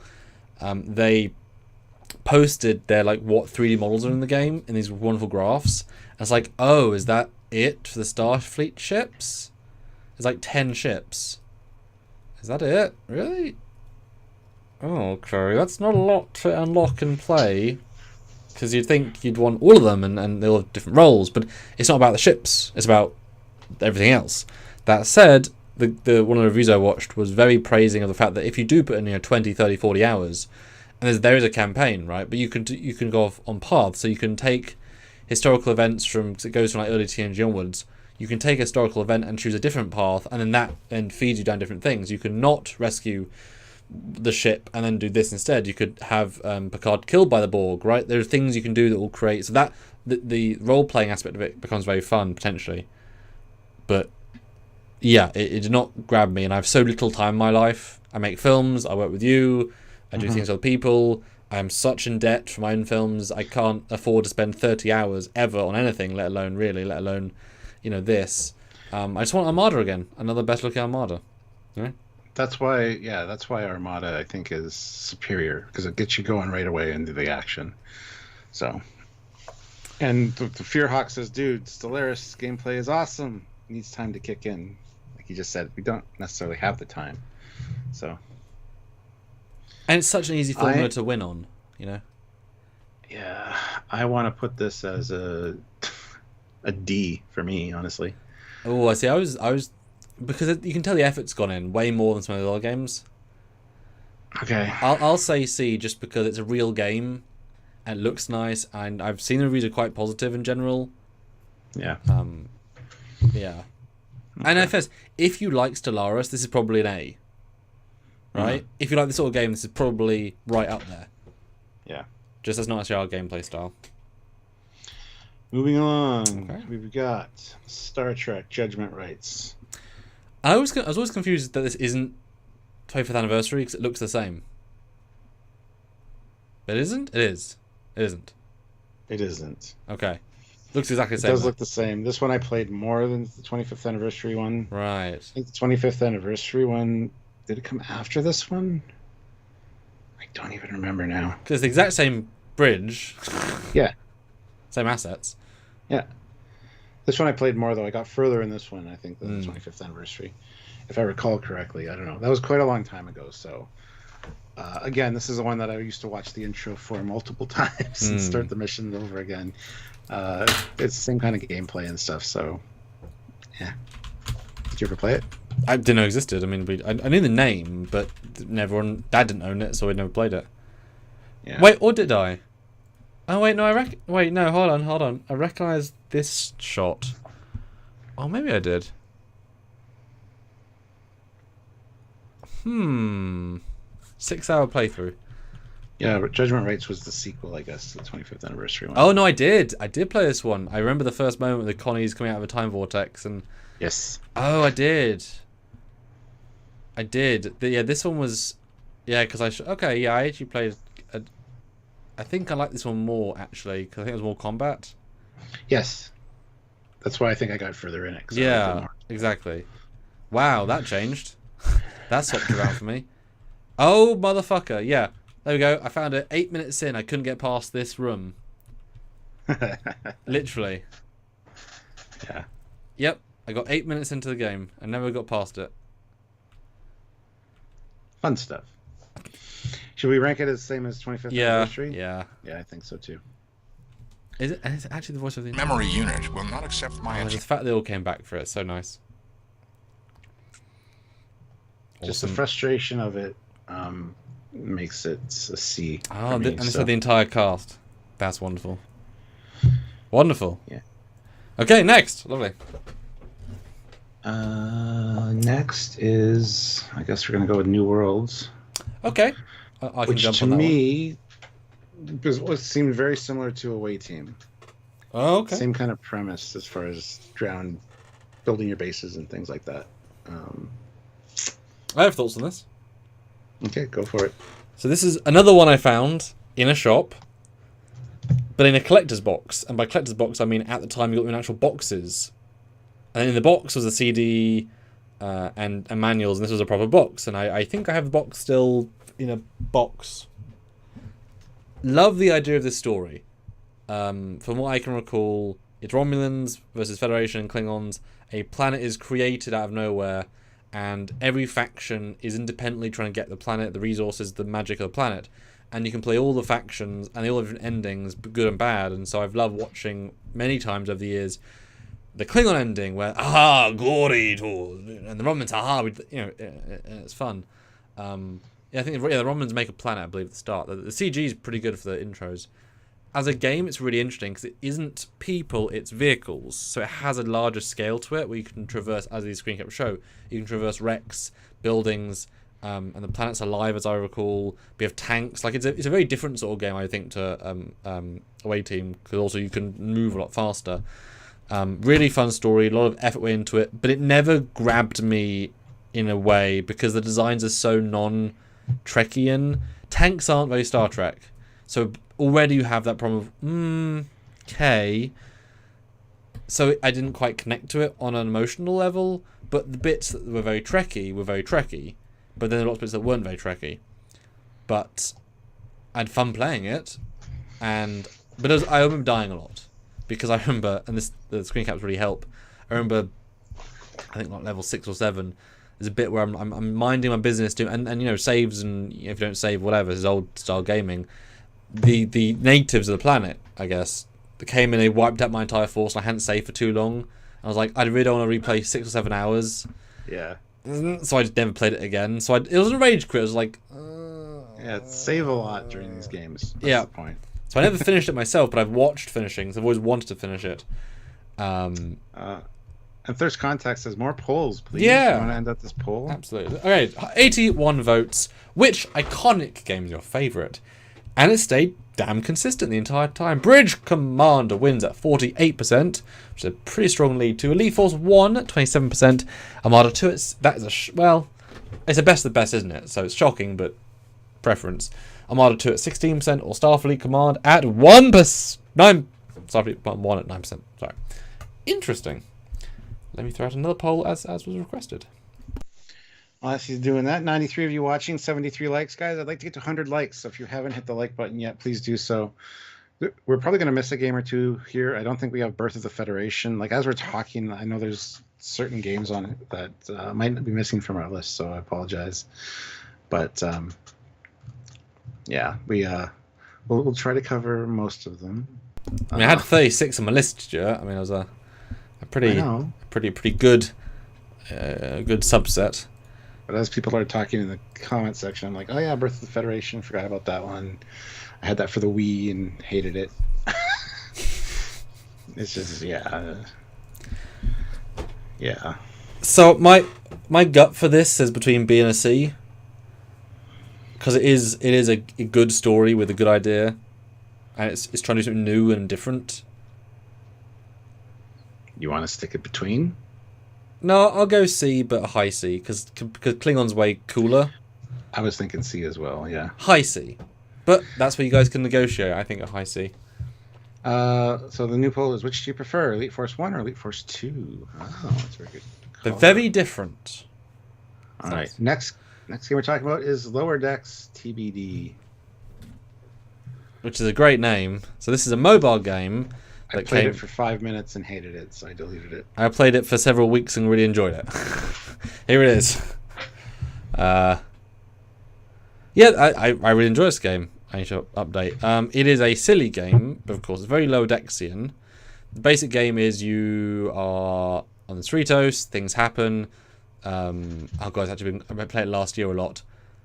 It's kind of a reset and play and have fun game, in that every stage the board would kind of reset, and then you'd be able to build. You get resources for doing little, and then you get to set those things in automatic to gain resources as you wait, and then as you get more resources, you get to buy the new layer for the level, and then more story things happen. They have a lot of fun with their levels though, because they do different eras, different genres. They do mirror. They do all these sorts of fun things. There's a lot of great way of having art.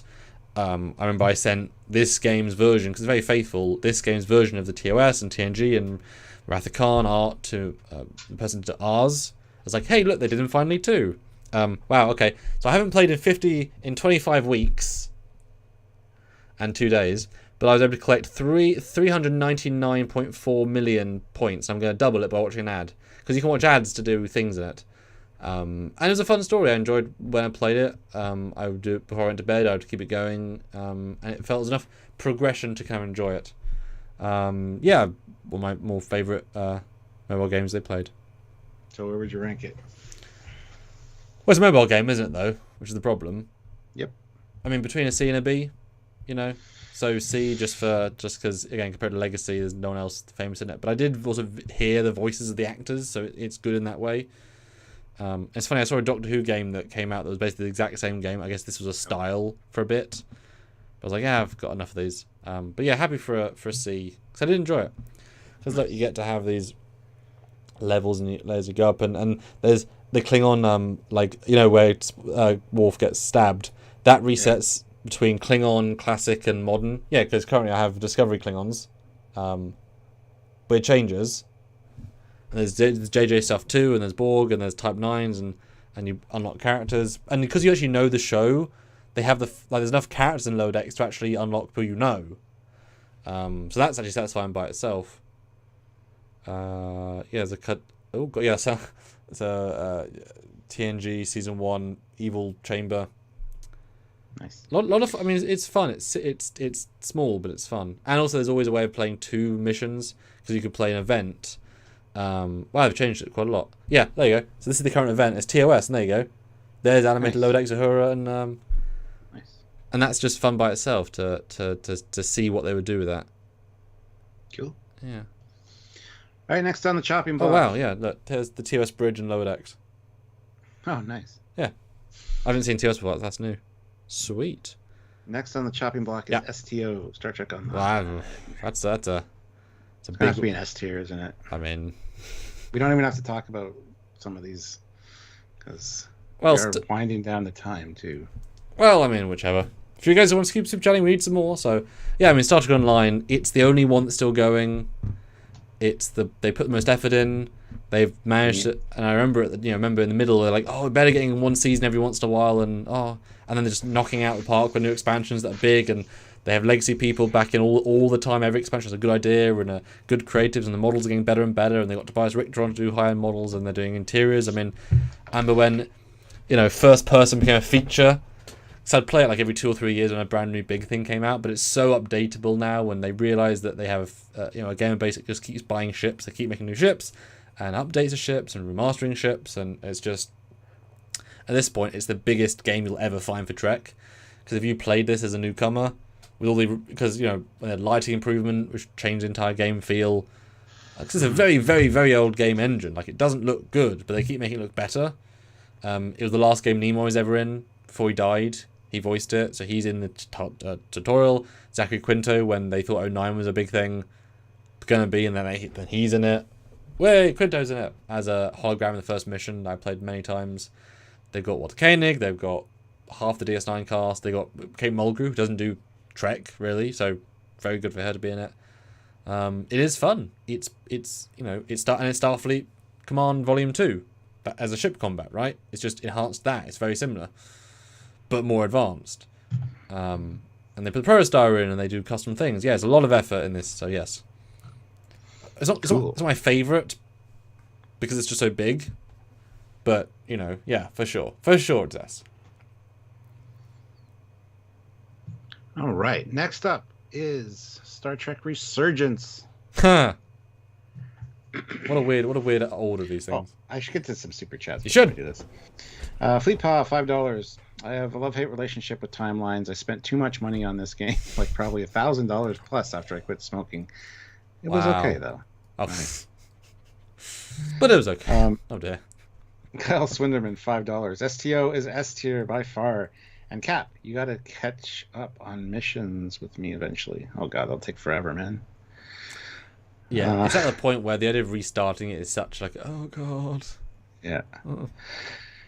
General Grievous, $2. STO would be S, but they scrapped the Foundry A. Yeah, that's a long time ago though. It's such an old game. See, that's the thing. I would play Star Trek Online a lot more on my console, but you can't link your online version to your console version. So I'd have to start from scratch on the console, and I said, fuck that. If I could pull in my characters and stuff from online into console, I'd play it way more. So yeah, and the Ghost Dragon, yeah, if it felt more canon accurate for interiors and there was more made of interiors, I'd play it more probably as well. Because there's no reason to do interiors anyway, really. But they're all just so big it feels silly. The space is where it's at. And I do remember early version where it was third-person combat only. And I'd always like skip, command quick, get through the not very good game on the ground. Oh, okay, space. Oh, phew, because it's just Bridge Commander and Starfleet Command. But Resurgence, Stuart, it's great. It's the modern game that actually works. It's a great story. It's great for what it is. It's great graphics. The resolution's great. The interiors are great. Voice acting's great. The pacing's really good. They updated 4K, which I still haven't played because I did stuff with it instead. I put in a fan film because it was that good. Great new alien race. Right era to be in. Just a wonderful round experience. It's not and that replayability combat because you can choose different options, even though I don't think it really affects the gameplay that much. No. So. And it is a very faithful feeling game. It's shocking. We said that we talked to the developers. It wasn't all about combat. There was a lot of combat, but it wasn't all about it. You had choices. You had the mundaneness of spending a very long segment of just opening up a nacelle of a shuttle and looking at it and talking to people about stuff. Really engaging, because that's the grit of the Starship universe. But for them, it's easy to make. Spock, hey, we brought out Spock with a good voice actor. A B tier voice actor. Good job for mimicking a very specific old Spock. Just fun, not like amazingly fun, but I felt very in the universe. Yeah, which I haven't really felt before. I'm sure people in the 90s felt that with like Final Unity and stuff. But this is like real. I hope they get to do more because that team is great. That engine's right there. The assets are right there. I really hope they make more. Yeah. I played this one all the way through on live, so you saw my whole gameplay. I do want to go back and replay. And then make some different choices, which I started doing. And I'm looking forward to more from these guys for sure. And I had very few bugs. I mean, I know I'm in the minority there. I had some audio glitches, and that was it. And I fixed that since. So yeah, I remember one. I was at the whatever planet, the aliens, and I walked outside the main chamber, and all I hear is.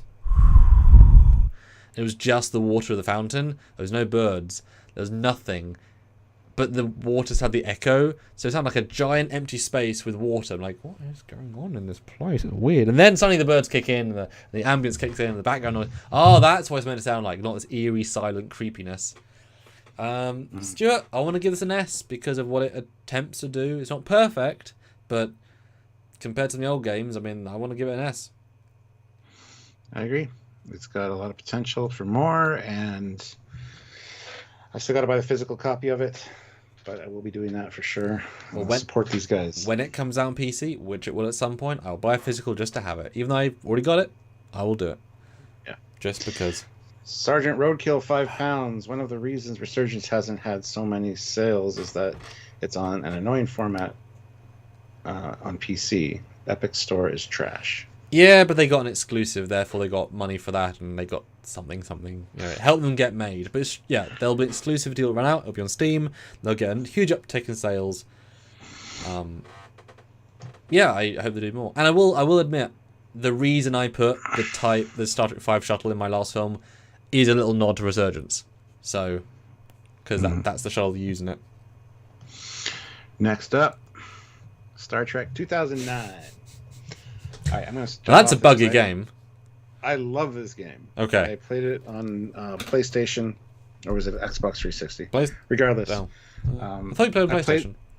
I played the whole thing, and it was fantastic.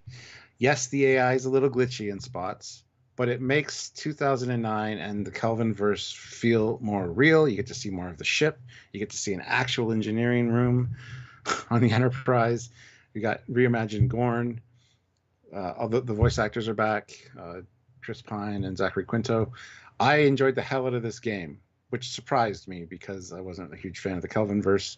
But the game is fun to play, for sure. I just wish the AI was a little smarter. When you play with someone else, it's way better because then they help you out as you need. Because, like I said, the AI just doesn't always do what it's supposed to do. So, but it is a fun, fantastic game.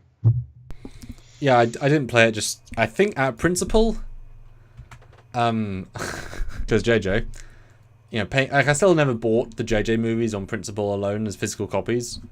Just principle. Third one. I bought the third one. I know this is buggy as all shit, like just really buggy, like atrociously buggy, and really hard to play by yourself. Yeah, but fun if you have two people. Yes, very fun. And just it's a JJ game, right? It's stupid, it's silly, it's fun, but it is one of the most broken Trek games, as it was said at the time, and they didn't support it at all after, so it's still buggy. Yeah. Where do you want to put it? I want to give it a C. Okay. Because they like I said, did a fairly good job at expanding the Kelvinverse world. So. We see the engineering room, don't you? That was a big deal. Yeah, an actual engineering room. It looks good. Not a B then? No. Okay. It is a C. Next up, chugging along here, Starfleet Command Volume 1. Starfleet. Loved it. This is great. This is one of the first games I saw at a bargain bin. Said yesterday it was at the bottom of a bargain bin. It doesn't scream Star Trek from a distance because it's all kind of small. Yeah. It's like, oh my god, there's a refit, and oh shit, and a non-refit ship. I loaded it, had a lot of fun playing it. I love the Hydrons, the Lyrans. They're all very interesting ship designs. They all have different mechanics. I love the one race that I think it's the Hydrons, that you have a ring of power around you and you can charge it up and then you fly into somebody, give or take, and it hurts them, and that was really satisfying to get you. Yeah. Really fun. Don't like suicide shuttles, that's not fun. But luckily you aren't the one shooting them sometimes, using them. ECH and East, stupid but fun. Like, oh, for God's sake, stop doing ECH! I'll do and then do the idea of countering your counter with my counter just seems like a stupid idea. Just logically, because I was just, who has more counter power undoes the counter, because I'd fire so many torpedoes they wouldn't go anywhere. Random encounters were fun. You'd bump into a random alien race, like Space Whale was fun, I remember that. Orions were fun, Klingons were fun. The story wasn't great. The fact I don't remember it at all is not a good sign, but all the races were fun and the missions were fun. I really, because there's multiple different missions you can take. You can take different courses, like different branches. I think you bump into one of the ships from the animated series, one of the weird ones. I think at one point. Don't remember that. I really enjoy it. It's just a fun, simple game that I had a lot of fun with. I want to give it a hardcore A. Probably has no story, maybe an S. I don't know, but hardcore A. I'd say an A. Like when it first came out, I was super excited. Like I said, it was Starfleet battles on the computer, and you got to see Gorn ships. Gorn. So many cool things. Oh. But graphically, it's just a little bit behind Volume 2. See, I thought it was great at the time, so I only have that. Oh, it was great at the time. So yeah. But he's perfect for it. Yeah. I have so many times thought I would love to bring one of the Hydrons or Lyrans into fan films because they're so dynamic, the designs. Well, if you do, ask me about them. I know a lot about them. There you go. Yeah. All right. Strong A, yeah. Next up, Starfleet Academy. Oh, I'm jealous I never saw this. I would love to have played this at the time. But again, didn't appear anywhere. The fact that you got the canonical, visual canon, the last Shatner appearance as Kirk in a Star Trek game, the fattest he ever is, the bloatest he ever is, and it's like, right, we know we killed you 3 years ago. We're going to bring you back for a video game with the guy you dislike as Kirk. You're fat, you're old, you look weird, but you're still goddamn Kirk.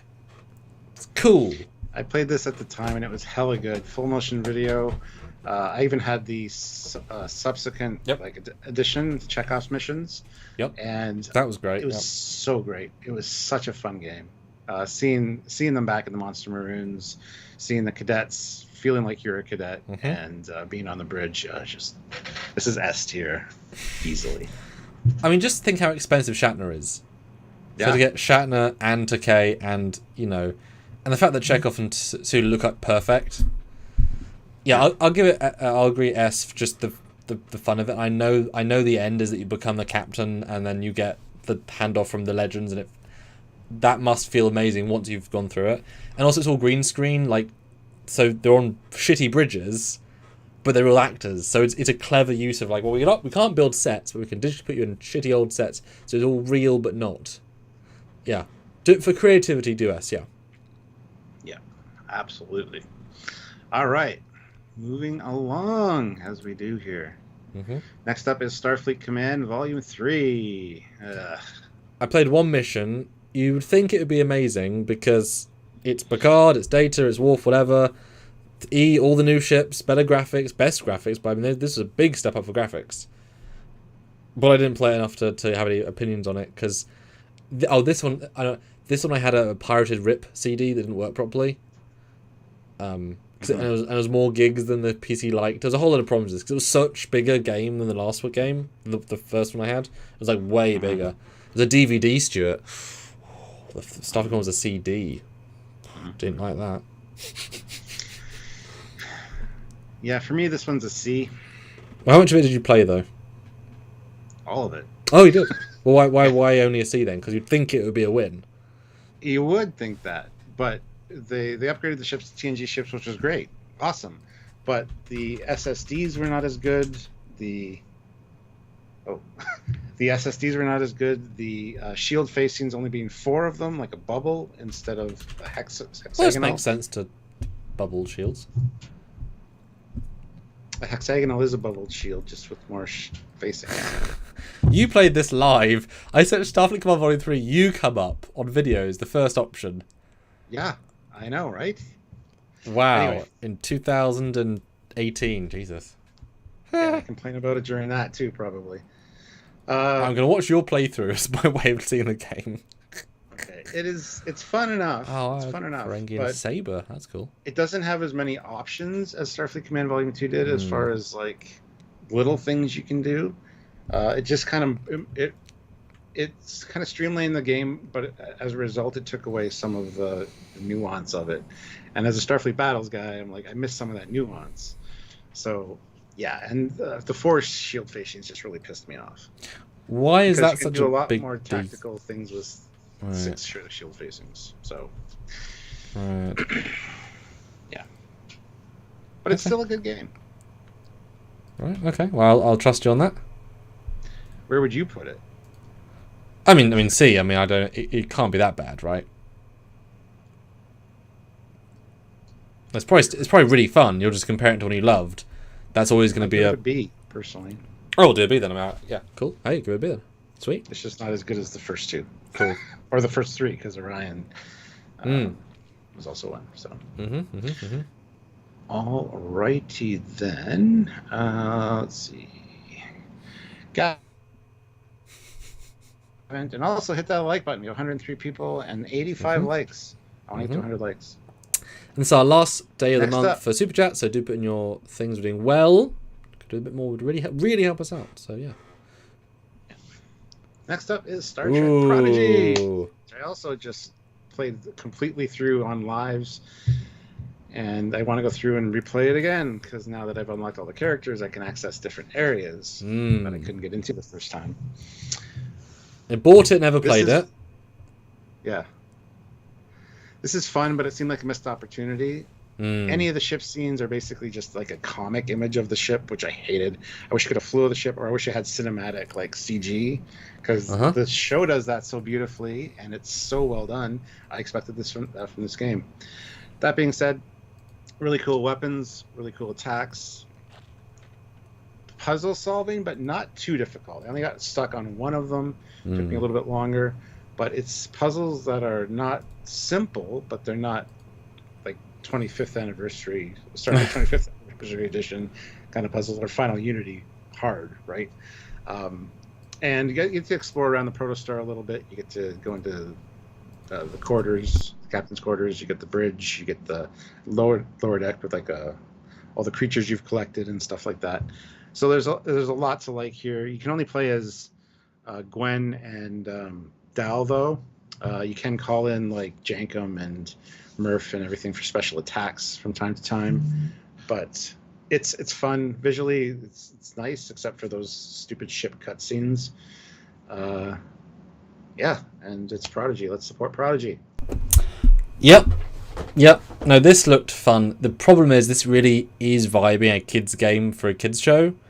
If it'd been first person, you'd had to have slightly better graphics, which would have held up better. I think obviously you should have been a walkthrough around the ship. I know that's very limiting. If it'd been a full ship walkthrough simulator, that I think would have grounded it and given it a lot more oomph. That said, I owe a lot to this game. Mm-hmm. Thank you, game, for existing and being accessible in several ways, and you'll see elements of this game. So I got to give it high for that, Stuart, because I would not have. Perfect. Yeah. Give it a B for Prodigy, because we love Prodigy, and they consider it sort of canon too. You know, I'll give it a B. Yeah, sure. And I want to address a comment. Just a second here. There we go. Squad Recorder says, "I'm surprised you put Orion Pirates in B tier." The only reason I did that because I wasn't aware it existed until years later. I guess I played it since. Yes, it's Starfleet Command Volume 2, but better.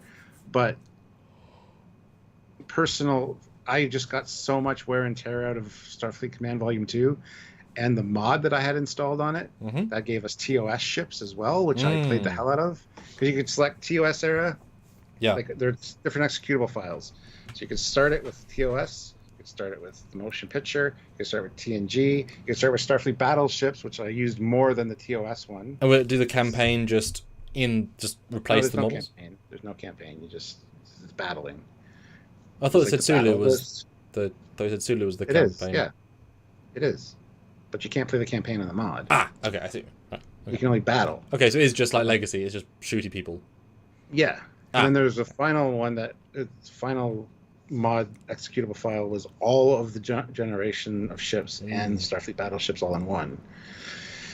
So it'd be kind of cute if you could play the main campaign but swap out your Connie refit for just classic Connie, or that would be cool. Yeah. A reskin, but that's fine. All right, next. Next you're gonna be. I'll just let you take over. Bridge Commander. Bridge Commander. Now this is a slightly odd conversation because there's the vanilla game and there's Kobayashi Maru the mod. Because one is the game, one is not, but it is also the game. Bridge Commander is what we all wanted, which was you are captured the bridge, and they didn't skimp. There's full space combat, which is in my opinion the best space combat of any Trek game ever, because it's fully 3D, fully movable, great use of weapons, whatever, and you get full bridge, which with the mod you get every bridge, and they all have a really accuracy, cool feel. Changes the entire dynamic to suddenly be on the Excelsior or be on the Dauntless or be on the whatever. Really fun. I like the crew because there's a really pretty decent story. It's not like amazing story, but it's compelling. Takes you from a galaxy to a sovereign. Picard and Data in it for a little bit, and that's fine. Again, they're everywhere, right? Everywhere. Like the ship combat's great. But then when you have the mod Kobayashi Maru, which is a one-click install mod, it adds everything to the game. You get more power distribution to repair the ship because it's quite difficult. But then you can warp away.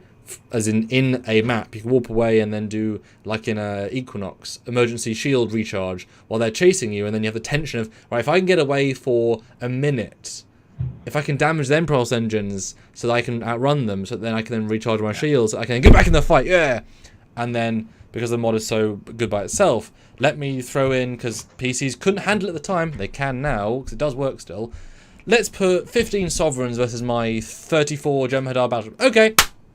Let's go. Or you can play a sort of campaign in Kobayashi Maru. You can actually warp, because once you're in the initial main game, blank space, you can then fly to Deep Space Nine and fly to the Briar Patch and fly to Vija and literally wait 20 to 30 minutes flying into Vija's core because you can't warp in Vija, and you can sit and go to Vija. It's a whole long... We did that once. It was very silly. And you can go attack all these famous locations, and then you can play the Stargate ships, the BSG ships. They were all put in this game, all of them. The leveling is all over the place because that's just people inventing things. They're not meant to work together. But the fact that you can do a full Stargate battle, a full Star Trek battle, a full Star Wars battle, a full BSG battle. Yeah. So if you include the mod, this is super S tier. If you don't, it's probably A tier just for its gameplay. Like the concept is great, and then people made it better. But I mean, that's my review. Well, it's S tier. Yeah. Even without the mod, I thought this was a hell of a great game, especially if you love Starships, which I did. I love playing this. Yeah. And it is surreal to leave your chair and go to Wharf Station and then play the game from Wharf Station, even though if you try and talk to any people, you look somewhere else and the camera's like, where are you looking? Why are you over here? Ah! But the game sort of holds up. It does crash a lot because you're not meant to do anything it's doing. It's fun to source separate and launch captain's yacht, and then you can actively tell your friends to become enemies. So if you win a fight and then you're like, oh, I'm half damaged, I'll just make them bad. Okay, now I'll fight you again. No. Yeah, it's fun. Yeah, I think even without the mods, it's still an S for me. With the mods, it's like head and shoulders above that. So yeah, cool. And if you really like, or you don't even know what Bridge Commander is, if you really like it, check out Retro Badger Gaming on YouTube. He always installs new mods, new ships, and has them face off in really weird scenarios, and it's really fun. So. Oh wow, Black Rock. I've been publishing BC mods since 2002. You're alone and limited by your imagination. And it's amazing, yeah, they put the Titan, Enterprise G in the game, Protostar, like the most recent stuff. Stargate ships. Yeah. But the fact that you can still put a Titan into it is an old game. People still want to do it. And I still have, because I at one point I worked out a way to make the game files movable without install. So I have a version of the game that works. I can just put on a new PC and load it up and it'll work.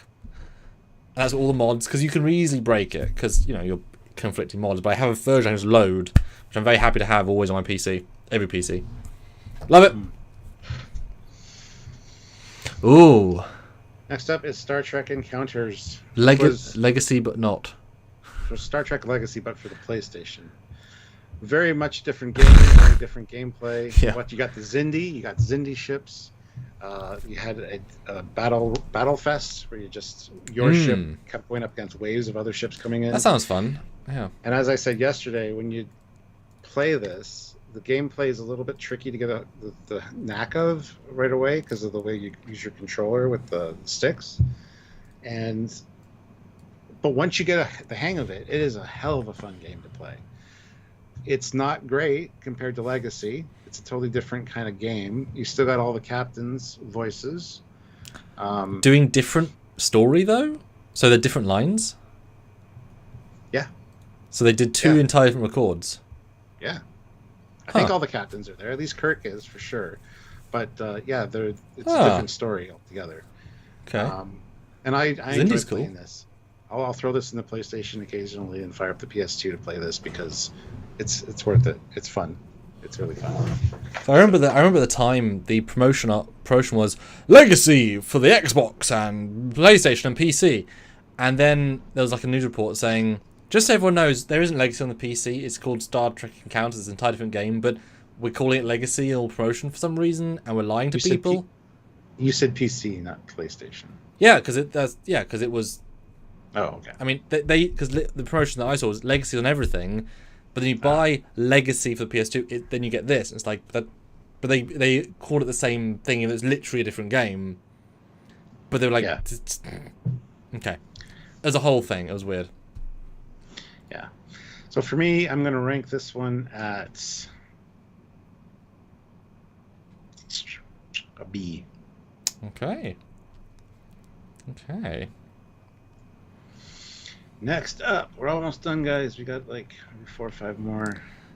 Some more stretch would be great. We are doing well. We got 6 more. Sorry. Cool. Right. Next up is Klingon Academy. Oh, I wish I played this at the time. This looked like such fun. Chang and Gorkon.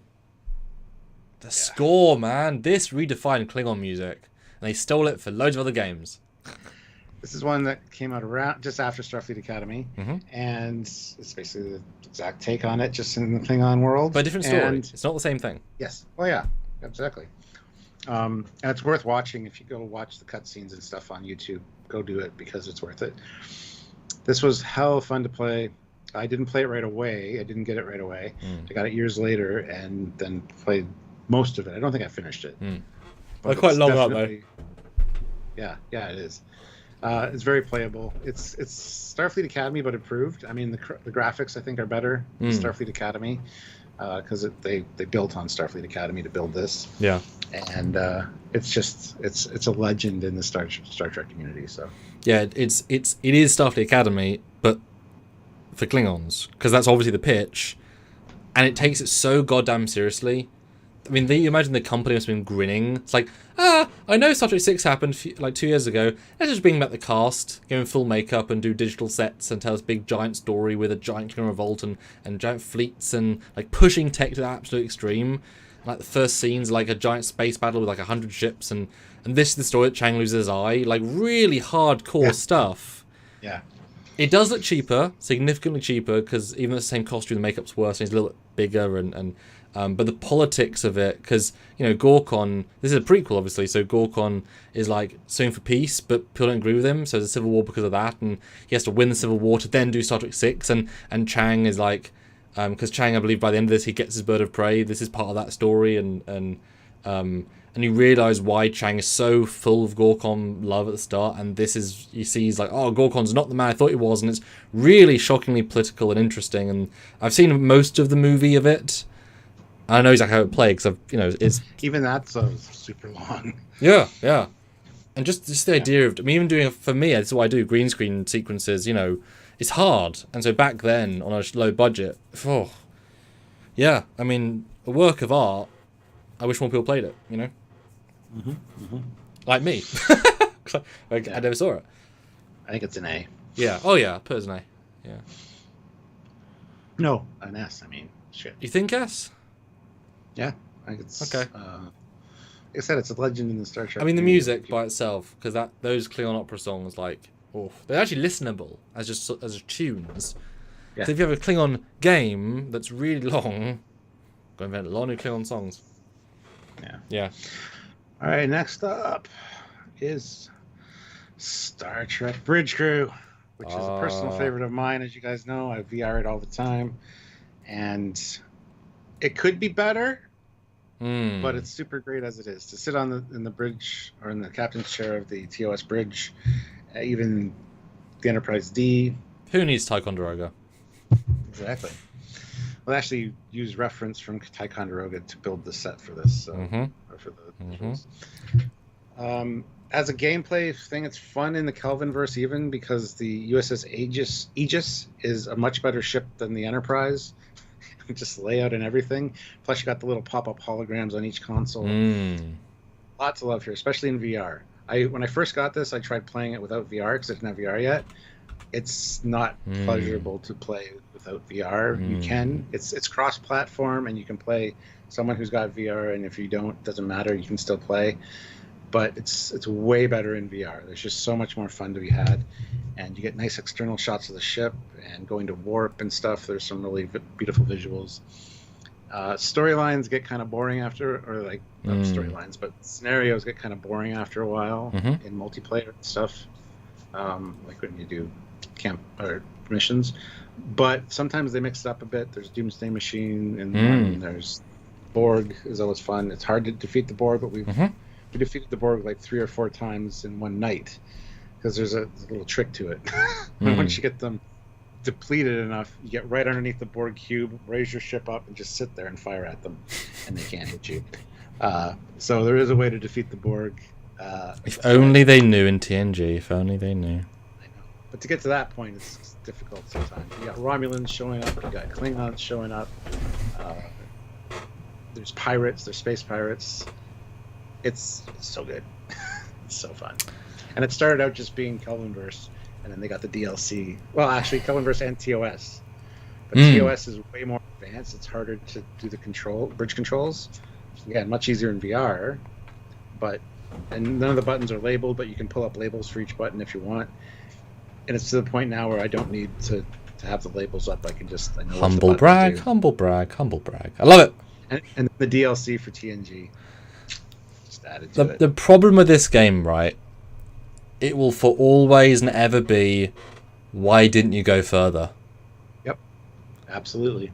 Because or why didn't the modern community, the bridge commander community, say, hey, look, a better engine to run our bridges, let's put all the bridges in, and then you could live the game fresh, because there are hundreds of versions of every ship on all the mod sites. Like, why do people go in and if they would just work in VR, like the passion that you would think this game would have had to then live on all different sets, and then I'm sure at some point you could break the game so you could walk around and they could go through a corridor. Like this game in theory should have been it, because the graphics are nice. And what you could do with them, and I don't know why. I mean, TNG's wonderful, but and then it's not even that high detail. Like, I have modelers that work for me that could do all these bridges in a week or two each, but if you paid them, you do even quicker, right? Like, I did buy it when it was unVR'd. I want to play it, but it's such a thing to think to start. I almost thought we'd be buying a VR headset just for it, but you're not going to play it that much, right? I know the AI is not very good around you. It's okay, but it's not great. But I have seen some of the ships in it. I like the creativity, the Klingon versions of things. The fact they include the NX era ships in the JJ verse was nice, because they are. Yeah, it's the biggest missed opportunity game ever, and it pisses me off in my soul. There you go. Mm-hmm. Let's see what's going on in the super chat realm. Eric Martin, $5. I love watching Cap get stuck or frustrated playing a game live. It's endlessly entertaining. It is. I'm very amusing when I'm frustrated. Fleetpaw, $2. There's also the annoying dude and lady with reports. Yeah. I also remember either from you or someone else that the way they forced the captain to be important was silly.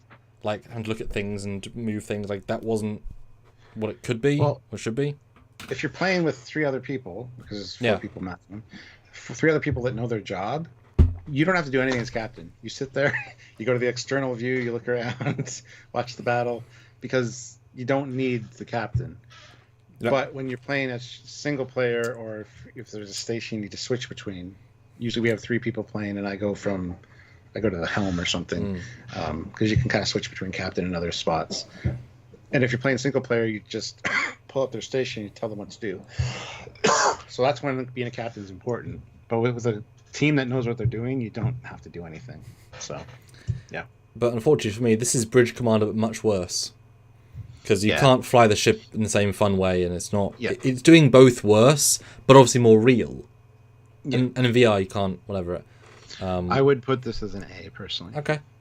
For its ambition, yes. If they include more DLCs and continued it on, then it could easily be S tier.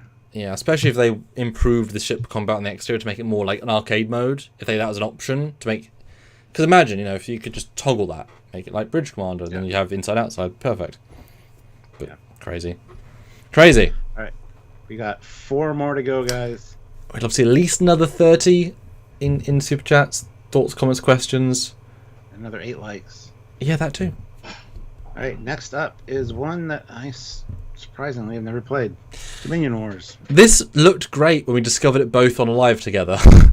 Or together, we were doing something like, what? This is a thing that looks cool. Where was this? I've still never played it. I've never seen it except a few screen caps, still. Where was this game? Guys, has anybody played this game? Because it should be the most sellable game ever. Because it's a space combat game. An A, because neither one of us has played it. Absolutely. I don't understand it, Stuart. Who's played it? I think it's really hard to get. What's it called? Star Trek Dominion. Is there an eBay, like, can you buy it on eBay? Or is it literally unbuyable? I don't know. CD. Yes, okay, you can get it.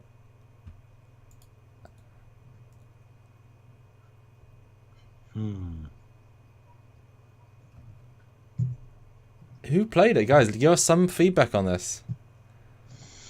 I'm gonna have to put it in NA until someone can super chat in to rank it, because I know people love this one, but never played it. So yeah, and you know, you'd think with DS9's not necessarily popularity at the time, obviously, but the idea of the combat.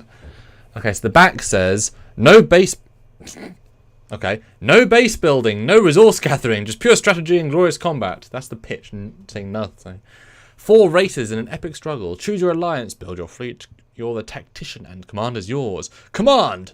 Up to 6 ships simultaneously. Choose your fleet from more than 20 different Starship classes, including original never-before-seen designs. Select a captain and then determine the crew of each ship. Control your ship from sensors to power to weapons. Board and conquer enemy ships. Battle online with LAN and internet for up to 8 also players. rescued Thomas Riker, apparently. Oh, damn! Yeah. It was a buggy game, though. It was a tactical game. Interesting. Did it have the voice cast? Because they were so underserved with the games. The Ghost Dragon says, "I wish they had more missions to play through and not be fairly easy to breeze through in an afternoon." Oh no! Wow. Sergeant Roadkill, though, £5. Thank you. I played Dominion Wars. You could import your Federation ships from Starship Creator into it. I never finished it. Doesn't work on Windows 10 or 11. Well, Sergeant Roadkill, where would you rank it? Yeah, I'm looking at the Dominion War intro. The polygons of these models are like 16 polygons. Those Dominion ships have nothing going for them. I mean, there's a lot of stuff happening on the screen, but I do like the giant Cardassian warship. It is quite cool. The giant, and there's the Antilles that we've looked at previously. It's cool. It's ambitious. But then we had, you know, the shows obviously looked better than this, and they were CG, and it's like, yeah, crazy. Looks big. And Matt Borman says, "It's been a long time since I played it, so I've forgotten a lot of the game." He said he'd give it an A. Jesus. So I'm assuming it's just sort of Starfleet Command again, because I felt they knew that vibe. No, well, it's more... Sergeant Rich says give it an A, and he super chatted, so... Alright, we'll throw it an A. Matt agrees with you, so... Alright, well, there you go. You have power. I mean, we told them before, Stuart. We already have. Cool. Okay. Alright, next up. Star Trek Elite Force. I'll let you go first. S tier. It's just so great. First person Star Trek shooter. Plus you get to go on a TOS ship and you get to see some really cool shit. That's one. So for me it's an S tier. It's just hands down. There's some great weapons. Great. You get to wander around the Voyager. Good story. It starts out with right off the top by battling Borg. So it's fun. It's a fun game. We need more first-person shooters like this for Star Trek. Did you get this when it came out? Did you know before? Yep, right away. And how much did you play the multiplayer? I didn't play multiplayer. I played the campaign. Oh. I never played multiplayer. Oh, Never damn. had anybody to play with. There's bots, Stuart. There's bots. This is the best Star Trek game. Yeah. Because Bridge Commander is the larger scope. Bridge Commander is the best Star Trek or Starship game. Ship game, yes. Yeah. This is the best Star Trek game in the. It's, you say Star Trek first-person shooter, you think that's a bit too. If you put a great story, it's a Voyager game. Bloody hell, that doesn't happen. With all of Voyager, the entire cast returns, and then Seven's in the DLC, I believe. She's like the first person to talk to because look, she's here. Great, like for the time, great graphics. They still look nice. Like they're sleek. They work. They're they don't go super detailed, but the texture's good. The story is fantastic. It's very gamey, but it's really good. Every alien race is interesting. It's quite a Star Wars story, but that's okay. They have really rather good cut space sequences, like videos of space. They were clearly made by a proper production house versus these other game ones. So they actually look nice. They look like Voyager, roughly, quality-wise. They're kind of shockingly good. The ending I love. The fact that, you start with a Borg mission and then twist it's not is great. And it happens twice. the diversity of location is great. You go to scavenger ship base, which is a homogenous of all these different aliens, and yeah, they have TOS set parts. There's a Connie stuck in it. There's a mirror Connie because that allows for more cool things. So you get to walk the sets, and it's so rewarding as a player to crawl through a Malon bit and fight Malons, then go to a TOS thing, fight TOS mirror people, and somehow massacre 100 of them. How's that many people surviving? Don't know. And there's Klingons and there's aliens and it's really fun. There's robots and it's really memorable. And then the multiplayer, super fun, really good maps, really well scaled because it's sort of roughly your scale. And then the modding community as well. They had some good maps already. I played several of them because the guns are really fun. The torpedo launcher. Oh, that's satisfying when you hit them with a torpedo launcher. And the disintegration of the main phaser rifle is wonderful, really, really fun. And multiplayer is, because the bots are actually quite good, and they're quite fun. You can populate them with lots. The fact they had like 60 different skins, because that's effort.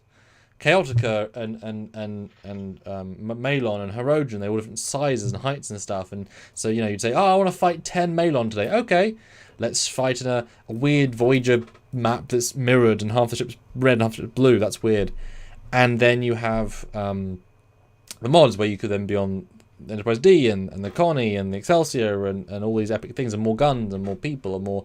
I remember I once had a map where I was 5 Daleks versus 3 Teletubbies in the Simpsons house. Okay. Really good time. This was such a good game at the time that this is how I was doing my interiors for my Star Trek fan films. This was my way of doing interiors because there were so many mods that let you be on the E and the D and the Connie and the Reef and the Excelsior. This was how I was saying, if I just use screen caps and because you can fly around the game using a no clip mod where, Intel cheat where you can move around, so you can set up framing of shots. So this is how I made my first version of Temporal Anomaly with this game, because you could be creative with it and actually make angle and add fake depth of field. I played it so much, and I really like the story. It's actually a good story. So this is, again, top of the S tier for me. This is shockingly good. Just shockingly good. Totally agree with you. For once. I'm just kidding. And all the guns are fun. Like, they're cool. I love when you if you've got the game, replay the first mission, but activate a cheat where you get all the guns. So to fight the Borg, who do actually, even though, because their game code is to adapt to a gun, but in the original mission you have 2 guns, so it doesn't last very long. But you can play the mission with all 12 guns, and so then you get to kill them longer, but they adapt to everything. So you can fire quantum torpedoes at them repeatedly, and they don't die, and it's really funny because the map's not meant for that level of. It becomes very silly very quickly. I love it. Jumping off on that is Elite Force 2. Your thoughts, Stuart? A better game in some ways. Improved graphics. You got on the Enterprise E instead of the Voyager. Problem is the game is way shorter. Yes. The story mode is much shorter, not as good in my opinion.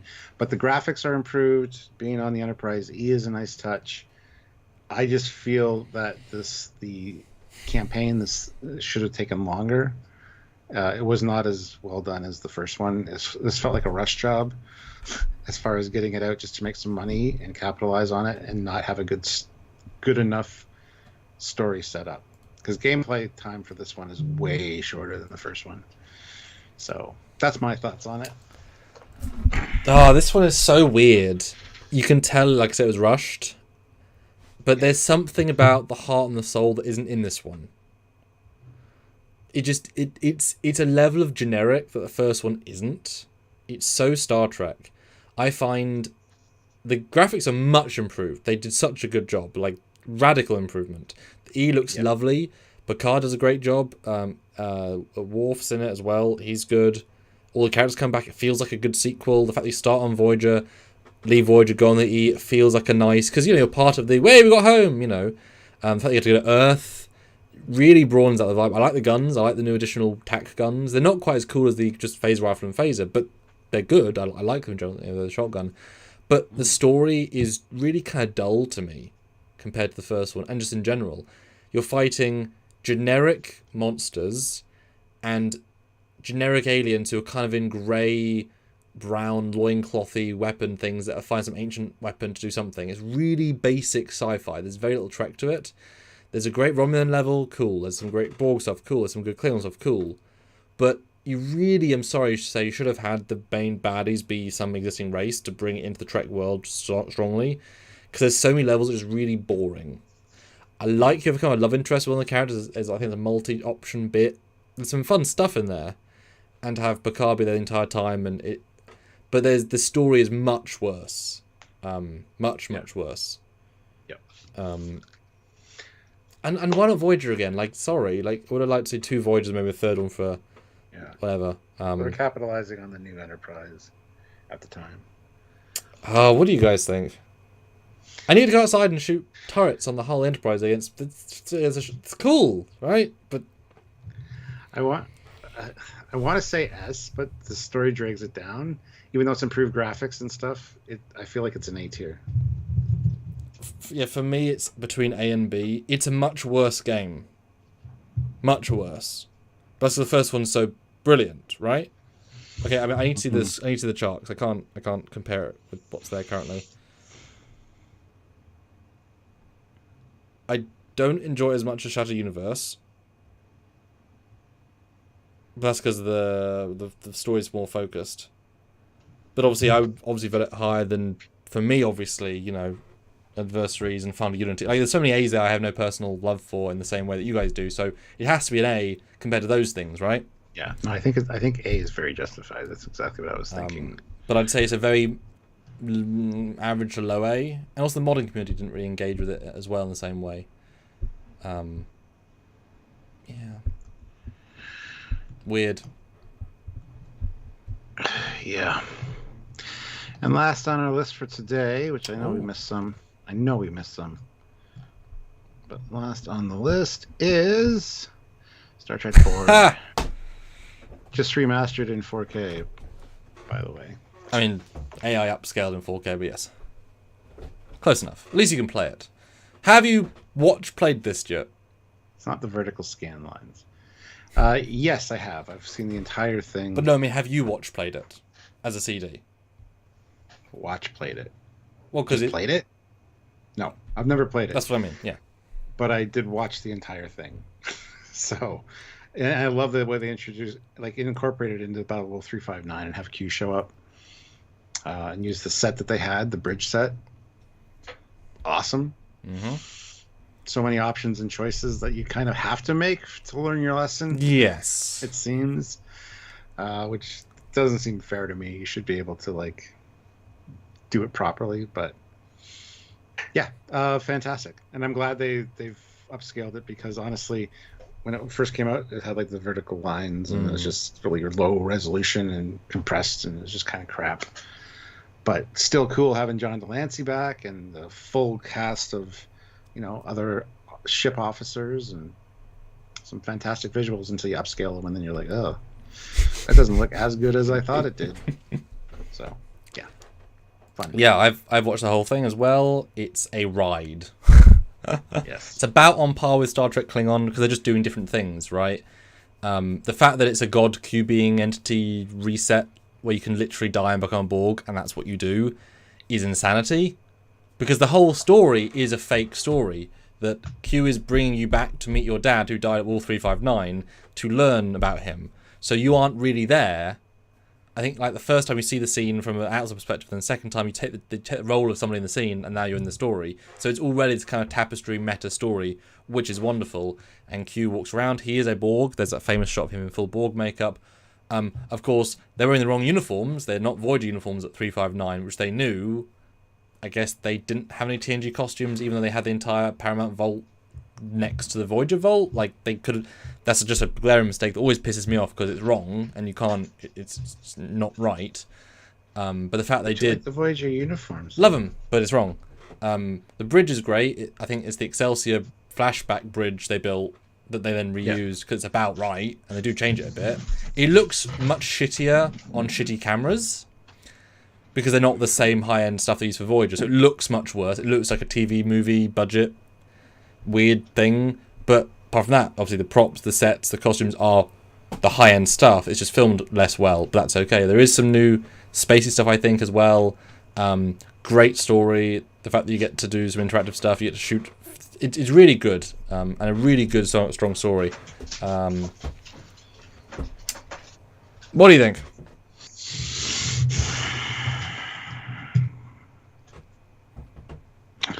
For the ambition and the fact that they used an actual bridge set before it got tore down, and the fact that they had John Delancey back and incorporated. He's great as well. He is actually really good in it.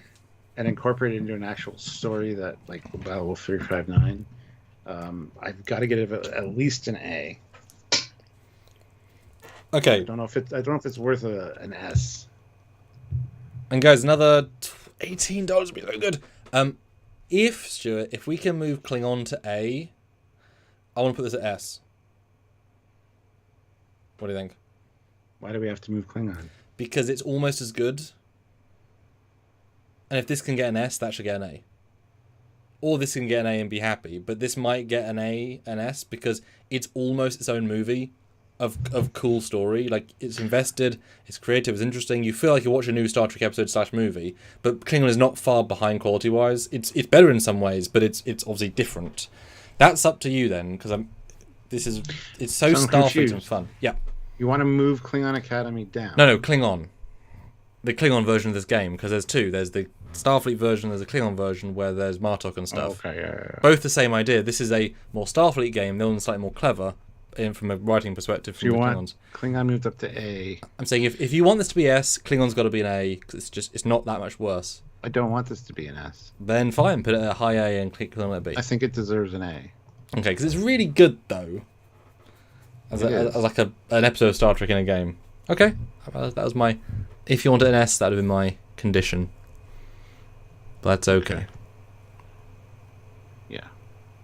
All right, it'll get an A. I think that's fine. Because there's no ship battle, you don't get to control ships or anything. Yeah, but John Delancey and his full costume. Definitely a simulator, though. Bridge. It's like a holodeck episode. It is, yeah. Well, it's Tapestry, isn't it? Patrick. Patrick. €6. It says the only one I missed is Star Trek Captain's Chair. It had no story, only mad graphics, but man, did it play the hell out of me. Made me feel in command. Yeah, we forgot to put that one on. I knew we'd forget stuff. Well, I didn't put that on because it's not a game. It's an interactive menu. You get to look around a ship. It's not a game. It's a looking experience. You can fire a torpedo, but it's not a game. It's like the one you have for TNG where you get to go on the D. It's not a game. It's a CD. You can look around. It's just pictures that you just move around. It's not a game. Sorry. Fleet Pod Swiftback, $2. Q as a Borg drone is scary as fuck. Mm-hmm. Look it up. Mm-hmm. Mm-hmm. That made the rounds again when Picard season 3 or 2 or 3 came out saying, "Look, Delancey confirmed Borg." I was like, well, there's a real picture of him, so yeah. Oh dear.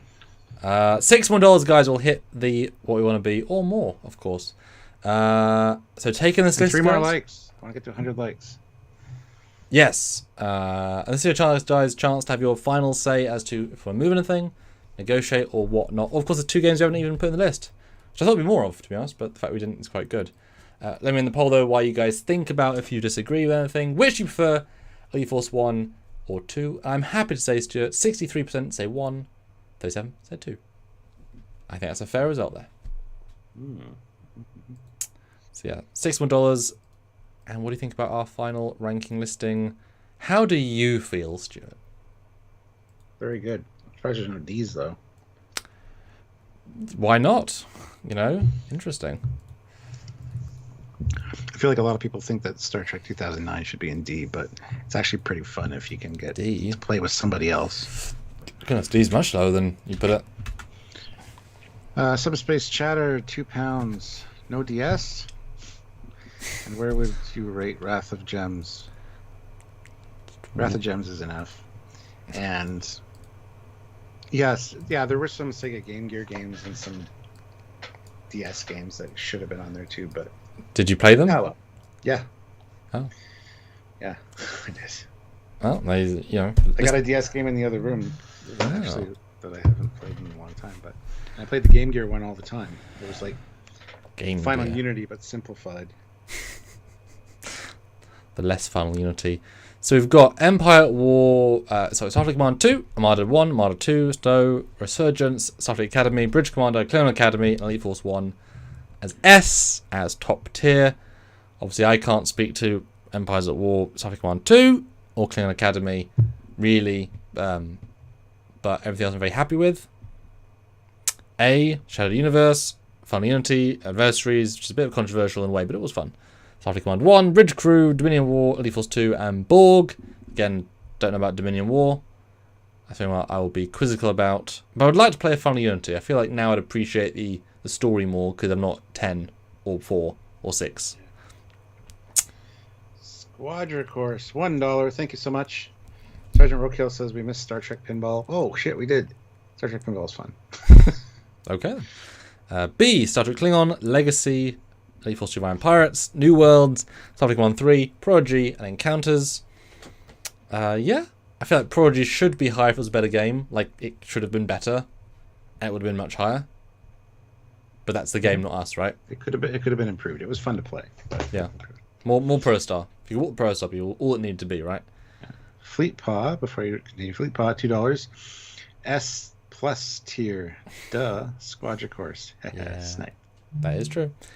C tier, Invasion, 20th Anniversary, Away Team, Timelines, Infinite. Sorry, Infinite, you're the newest, and yet you write down there with.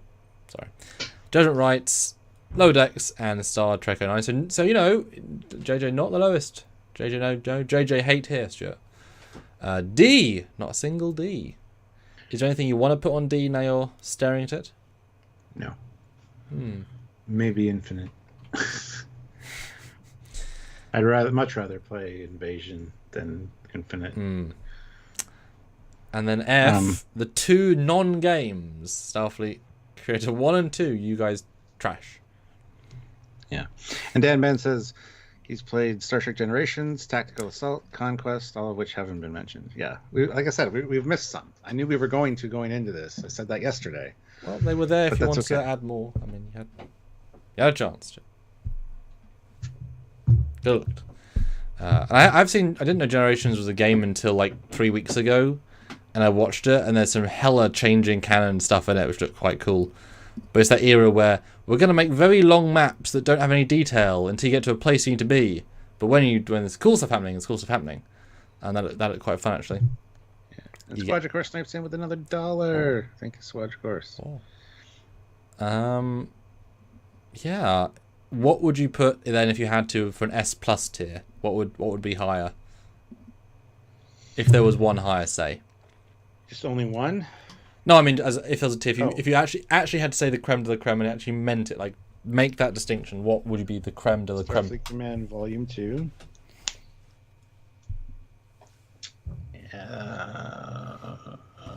And Bridge Commander. And Elite Force. Yeah, I would creme de la creme, Bridge Commander and Elite Force. I would not Armada 1 and 2, the creme de la creme, by hair's breadth. Because Bridge Commander and Elite Force are just better, again, with the mod. And Elite Force would be my top out of all these. And Squatch, Course says, this is the last Super Chat of the month. Is it, though? Can somebody snipe in? To get the last Super Chat of the month? That's a good Actually, joke. there might be more, because I might do a live later tonight. Oh! Late night with Stuart. Yeah, that would be fun. Yeah, the Star Trek quiz show is S plus tier. Dear me. Fleet Pod, $2. The last Super Chat game, Samuel, S plus tier snipe. I like it. We like being S sniped. Yes. All right, I think we'll call it there, guys. This has been fun. And let me just shove out the thumbnail of my film, which you should all go watch, because it always benefits from first day watching. So everyone who's here, if you do like time travel shenanigans, because there are some in this, here it is, Destiny Calls, and yes, that is 2 of me, and no, I don't like either of that. Don't be mean and say it like the older one, because that's just mean. Yes, that's the Enterprise G. Yes, it's a bird of prey. And there's more things I haven't shown in the thumbnail for obvious reasons. So go check it out. I'm going to put the link in the description. We're at 757 votes. Views. I'd love to see more because I put a lot of work into this. It's very creative and different, and there's some important setups in this film. So if you like Trek shorts, don't miss it because it's stuff happens in here that you have to think about and know for the future. So go check it out, Stuart. As a plug, not you. You already have. So yes, I liked it.